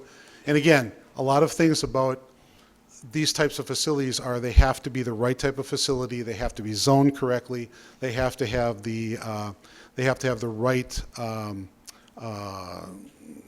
makeup of sprinkler systems and emergency exits and kitchen having to have the right fan and you name it. So when you get a facility licensed, that's gold because it is difficult to get licensure. This facility was licensed and is currently now licensed under Winnebago County. We were able to successfully get it licensed, even in this transitional state, we were able to get it licensed under us, which, and it is zoned correctly. So a couple of points there that I wanted to make. Okay, so where are we now? We have until January 1st of 2023 to establish our own county-run facility and program. Why January of 2023? Our lease runs out with LSS, first and foremost. Second of all, we also do not have the personnel from our provider agency that's kind of helping us out in the middle. They don't want to be involved in this programming. They told us we're done at the end of the year. So we need to make some decisions, and that's why January 1st is an important date. We currently rent the building. As I said, it's already zoned and licensed correctly from Lutheran Social Services, and they basically want to sell the building. They no longer want to be a landlord. They do not have other facilities in Oshkosh that they can support with their maintenance teams, and they basically are looking for a buyer. And they are interested in selling it to us, so just for transparency. All right, we have entered into informal negotiations, nothing formal, but just talked with them about a possible purchase, and I'll get into those details in a minute. And they have some interest in working with us on potentially buying the facility. We have included in our 2023 budget, which you haven't seen yet, but you will be seeing it, we have included adding staff for such a facility to be able to staff that with our own personnel. The reason for that is that there aren't any other vendors able to staff it for us, and from our experience with Lutheran Social Services, they left us in the lurch when they couldn't staff it themselves last November. Okay, just a couple more and we're done. A couple more pictures. This added the garage, two-car garage, and what you don't see, just a little bit, you see the windows on the side of the garage. There's actually a third room in the garage that they've used. It's not heated or insulated, but it has been used for additional recreational stuff. I think they had like an exercise bike in there and, you know, some weights and some things like that where, you know, that could also be used as an extra space for kids to do some recreational activities. Okay, so next steps. Where are we next? So tonight is an informational meeting. Nobody's making any decisions about anything tonight. I'm just bringing this to you as the first step in presenting what's happening. I will be starting the process probably later this month to bring it to my committee, which is the Human Services Board, and to the Facilities Committee, Mike Elder, because we jointly have to have the go-ahead to move it toward Personnel and Finance and then County Board to potentially purchase the building. So that's the next steps. That's where we're going to go over the next month and a half.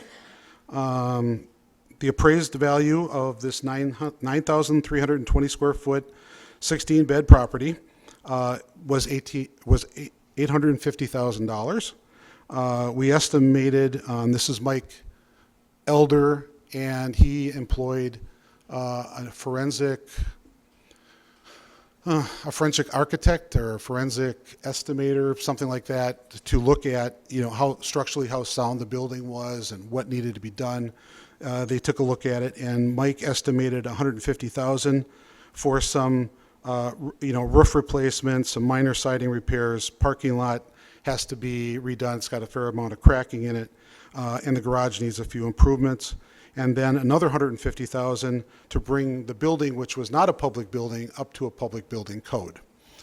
So again, we'll have all of those details for you in any of those committees that I just mentioned and at the county board, and we will have them a week ahead of time so that everybody will get a chance to look at the details. So, you know, you can maybe hold some of your questions for when you see the details on those things. I don't have them tonight, just giving you the broad overview. And then the financial payback, which we did an analysis like this when we constructed the Winnebago County Crisis Center. The county board at that time asked us to do, what would a payback schedule look like if we had to pay this back with the cost that we're currently providing to LSS in rent and, you know, other kind of maintenance type stuff. How long would it take us to pay back the amount owed on the property? And our initial projections of the $700,000 sale price would be roughly around 20 years. If we had to pay it back sort of by a monthly payment, that's about how long it would take. And then I will go to our ask, which again, nobody's going to be able to see if you're in the back, but our ask is, if you have questions about any of this stuff, please talk to me.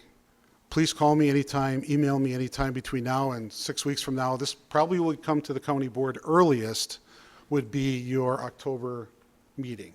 That would be the earliest that we make it all the way through the committees. But if you have any questions, please talk to me. Please talk to Mike Elder about some of the particulars about the building, because he knows a lot more about heating systems, water systems, the roof, all of that stuff than I do. And understand that that we can find no other option for securing another vendor to run this for us. That having our own building and our own staff will ensure smooth operations for many years to come. And we are required by statute and state contract to have this service, so we can't get out of it. We can't stop doing it. And our only other alternative is to try to find another county that would, you know, be willing to partner with us. And we reached out in the whole about 100-mile radius, and no counties are in that position to partner with us on this project. And that as far as we know, there are no other buildings in Winnebago County that will meet our requirements and our needs. I did extensive studies on this going back almost 15 years ago already. And they're just, because of the type of structure, it almost has to be like a former assisted living center type CBRF, and they're very hard to find because they are being used right now for older folks and the needs of the older population, which we heard about tonight. So that's it. So last one is questions. Tonight, what I'm really interested in knowing, if you have questions you really want me to research to make sure that we cover when we go to all the committees, please let me know what they are right now, or email me or call me. I'm going to make notes, and we're going to make sure that we answer those questions and concerns as we go through the committee process, and ultimately back to you a month and a half from now. Thank you, Mr. Chairman. My one question for you, Dr., is we were using, or we were asking Allegheny County temporarily. Yes. Was that through their Youth and Family Services Yes, building? they have their own Yep. shelter care building downtown Appleton. Yep, and so this would serve a similar purpose to that This would be exact identical in what they do there with our own building. Excellent. Thank you very much. Yep. Supervisor Zastiro. Thank you, Mr. Chairman. Thank you for the presentation. So on our ask page, it says we are required by statute and state contract to have this service. So are you saying that the Lutheran Social Services, that would be an illegal if they were to continue on? When you're saying we're required, is LSS not able to do that under contract anymore? I'm not understanding. Are you saying is it illegal? We are required to have this service by the state. And Yes, is the yes, county required, or was LSS also able to do it? No, the county is required to have a shelter care or a contract for shelter care. That could be with LSS? Lutheran Social Services is no longer in the shelter care business. Okay, I know, I understand that. Okay. But I'm just saying, I'm just wondering, what efforts did you or others take to try to help LSS continue on in that? Massive, Okay. massive efforts on my part personally. I have a very good relationship with both the COO and the CEO of Lutheran Social Services. We mutually agreed that they just were not able to sustain the program. They were very clear with us. We tried to help them. We had extra staff on our part helping them out when their staff were short. I mean, the whole pandemic period of time, from April of 2020 through November of 2021, we were assisting them as much as we could. We were trying to bring our own staff into the facility when we could. We were obviously, if money was the issue, we were willing to, to look at redoing the contract. So it wasn't money. It was just that they weren't able to attract and retain the personnel. Partly that might be because they have a very limited presence in Winnebago County. It might be also that shelter care was not something that they really had even the expertise, the supervisors anymore to be able to do. And do you remember what their wage was for their workers?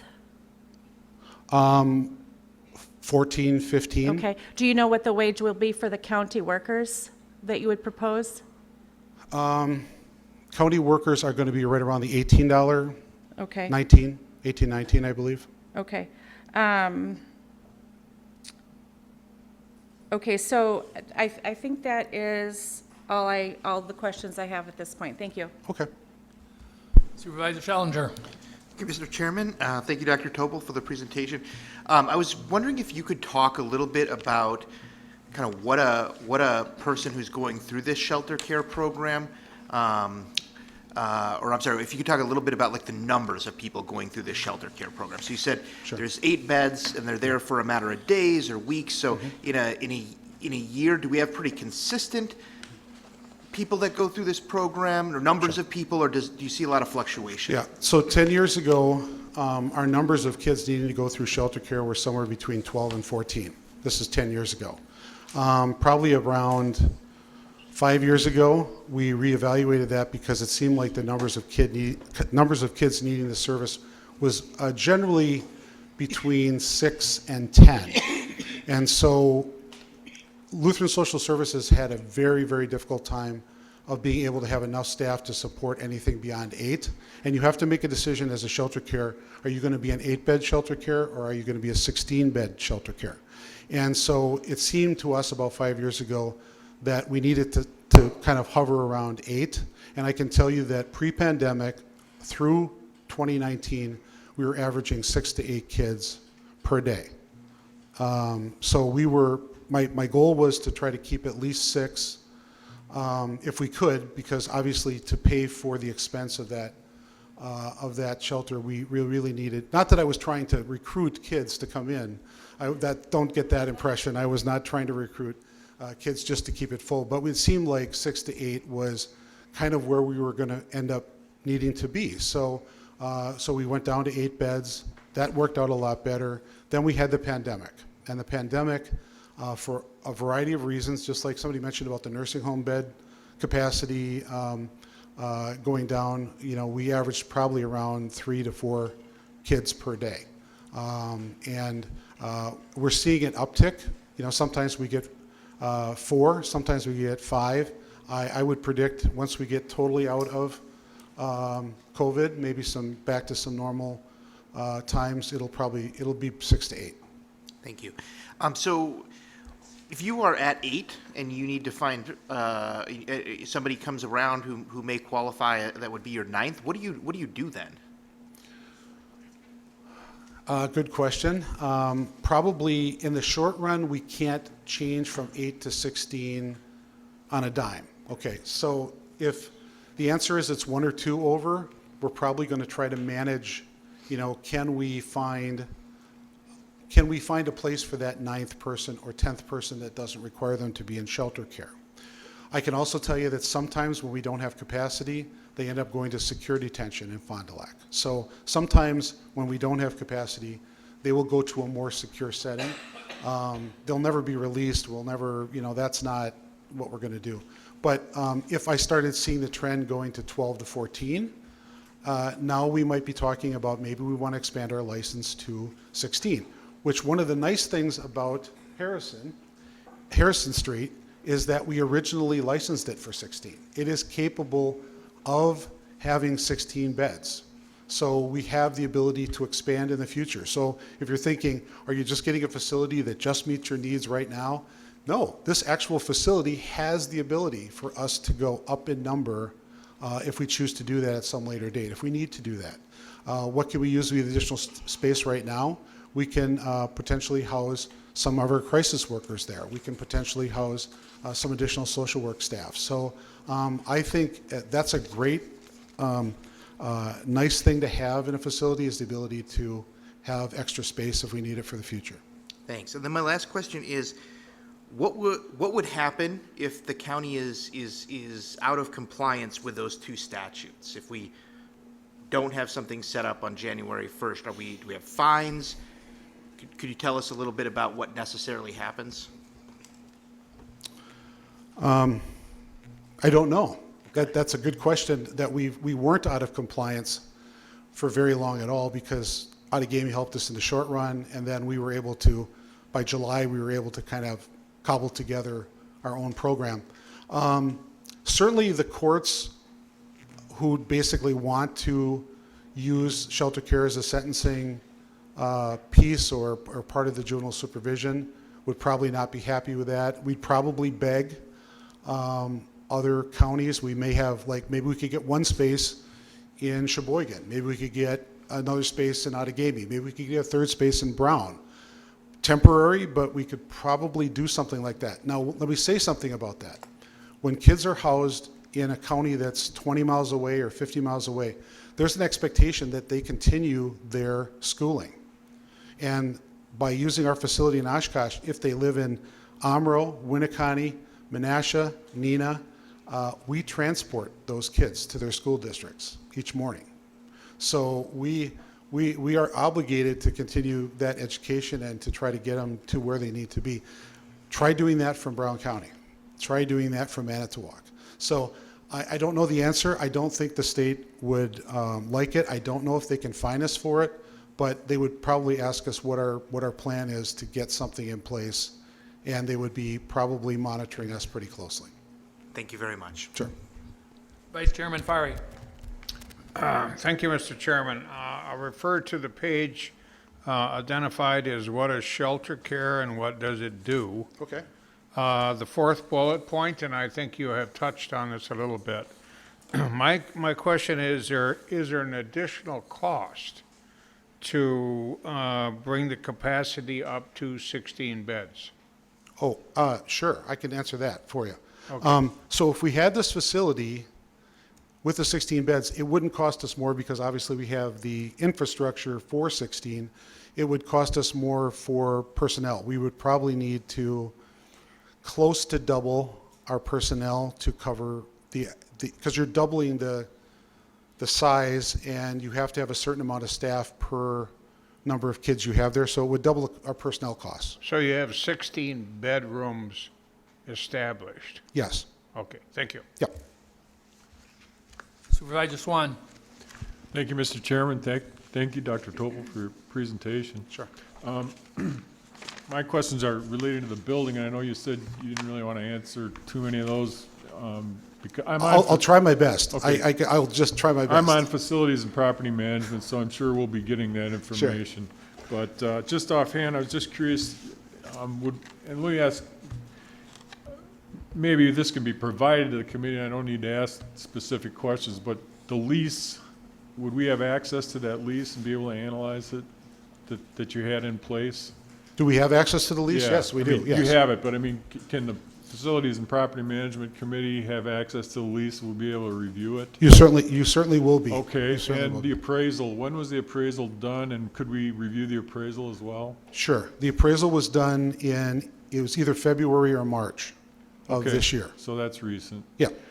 Okay, yeah, I'd be interested in Yep. being able to review that. Yes, so Mike Elder has seen and reviewed the appraisal in detail. Okay. I I don't know if he's looked at the lease itself. It's a Yeah, pretty standard I know, lease. I know you won't be leasing it if you purchase it, but I'd just like to see it. Sure. And then, the square footage in the building, is that all residential square footage, or is there some warehouse space included in that, the 9,320 square? No, feet? that, I believe that is the square footage of the living space. Okay. Yeah. All right, thank you. Yep. It's a big building. It doesn't look Yeah. like it from the picture, but it's 2 stories in the middle, and then somewhere in the 80s, they put on an entire kind of first floor that wraps around the middle of the building and added bedrooms on both sides. So it's quite a large space inside. Okay, thank you. Supervisor Flom. Thank you, Mr. Chairman. Dr. Topol, I got one question. I'll be rather brief. What's the contingency plan if for some reason, one way or another, between now and January, this deal with LSS falls through in one way or another? I know it's the only building that's licensed for this kind of, for this shelter stuff. Do we have a plan, or are we pretty ironclad that we're going to get this deal through with LSS before the deadline? Well, I would tell you honestly that if something happened and it fell through, if it was just a short amount of time, I would ask LSS to just extend the lease a little bit longer. Personally, I think that they would do that a little longer. I would, if that didn't work, I would do what we did before, which was to fall on the mercy of our surrounding sister counties to, help us out in the short run. If we couldn't get that building at all, I would be going on a hunt to try to find any structure in this county that we could possibly find that we could make work. The last possibility, which is not a quick one, is build from scratch. And I personally have gone through a big 2.5, 3-year project with our crisis center, and that's not an easy fix. It doesn't happen fast, and it's going to be very expensive. So, I mean, one way or the other, we'll cobble something together with our partners, try to go as long as we can, and hope, I guess I could ask LSS to extend, and hold off on a purchase, and see how long they could give us. I mean, I'm just trying to be very transparent. No, with you. I appreciate it. It That's seems what like we do. Far and ahead the best choice Yeah, for what we have, and you're Yeah. confident that LSS will go ahead and sell it to us. LSS, I will just say again, they haven't put anything in writing, and we didn't put anything in writing, but they understood where we were coming from. They had an appraisal. We had some costs that we thought. They came down informally on their verbal conversations with me to accommodate that. I think they're good partners. They have been a good partner with us for the last decade. It's just that they can't make this thing work long term. Thank you. Supervisor Cox. Dr. Toffel, how old is that building? When was it? Do you know when it was built? I reread just a couple snippets of the appraisal report. I know that the addition of the external parts of the building, and you guys can take it's not on there anymore. But if you have your picture of the building, the outer parts of the building are from 1988. Okay, the internal parts, I'm not certain. I have kind of a vague recollection. It might have been 1940 or 1950. But the external parts, the surrounding parts, were from 1988. And Mike reviewed all of the physical plant, went through it. The essential parts that I don't know much about, which we call HVAC, which I don't know much about, he seemed to think it was in pretty good shape, and had an external person review that as well. And there's a report, so the person who's going to be looking at reports on the facilities committee, they're going to get that report as well, which was the condition report basically of a third party. Thank you. Supervisor Huron. Thank you. I have a few questions here. What is the cost of out-housing these young people? So for them to be up in Outagamie County, what does it cost Winnebago County to do that? Well, there's a little variability, but I'll say on average, it costs about $300 a day.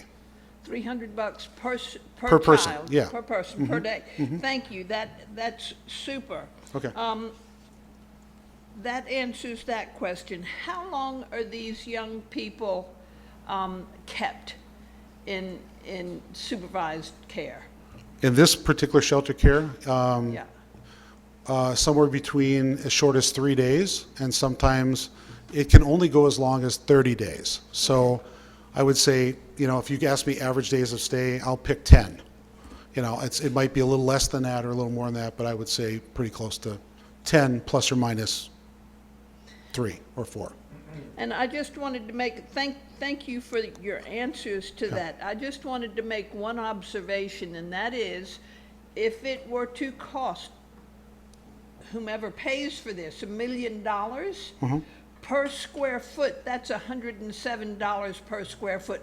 That's pretty darn good.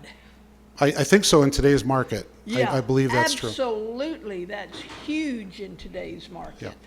Yeah, I didn't get the sense, Lutheran Social Services wanted to be adequately compensated through a reasonable appraised value. They weren't looking for, they wanted to make a lot of additional revenue on this, so. I would like to thank you very much for number one, the presentation, and for the amount of work that you've put into this, because it's probably fairly daunting, and thank goodness we've got somebody who can kind of go through the weeds with it. Yeah, it was rough for those 6 months that we didn't have the kids here, but our ultimate goal was to get our kids back, and thanks to another provider, it's called Professional Services Group, that work with us. They didn't want to be in this business, but they said, we'll help you by helping you recruit the staff short term, but you got to be done by the end of the year because we're, you know, we can't sustain it either. You know, it's not Can you part of our have mission. the facility up and running by the end of the year? The facility is up and running. The beauty of, so just let me just say this. The facility is up and running today. It is licensed and correctly zoned, and everything is in operation today.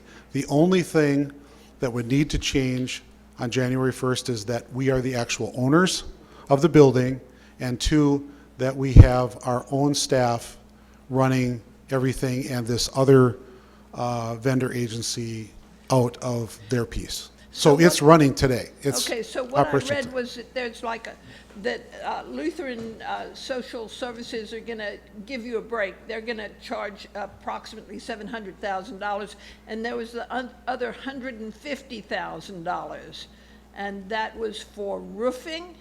Yeah, so And so originally it was the appraisal as is was $850,000.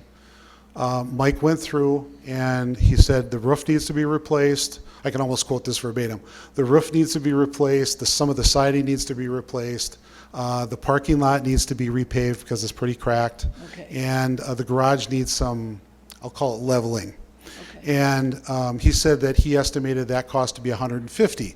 So when I was talking with the county executive about if I'm going to informally discuss any kind of a purchase, what should we shoot for? And the consensus was, let's see if we can get them to agree that that $150,000 should be discounted so that the property would be in good working order if we purchased it for $850,000. Then on top of that, Mike said we would need, or $700,000, that we would need to make those changes that I just mentioned for $150,000. That would bring it to $850,000.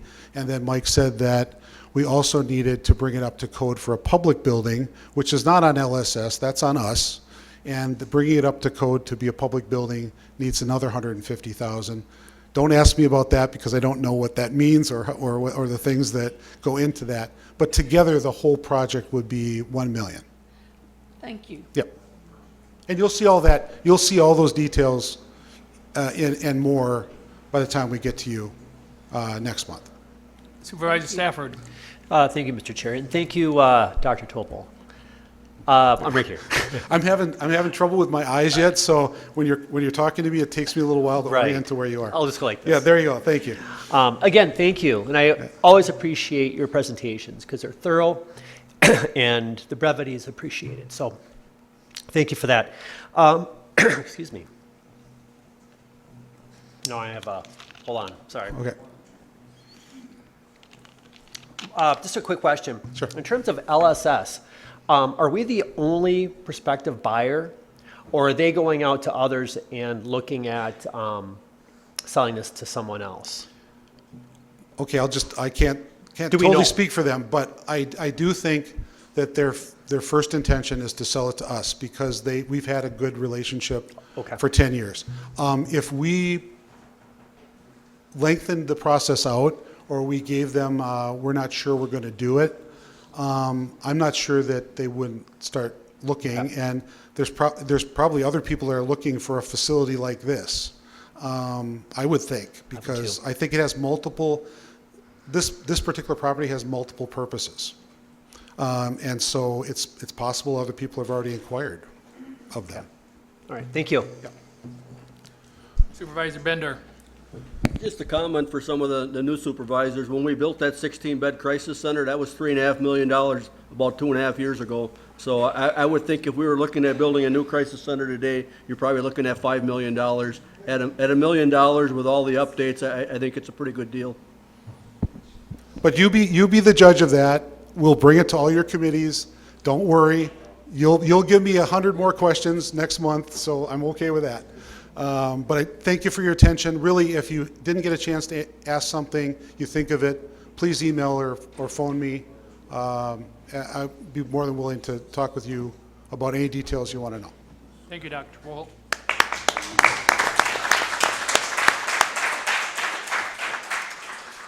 Supervisor Albrecht. All those in favor signify by saying aye. Aye. Opposed, say nay. We are adjourned.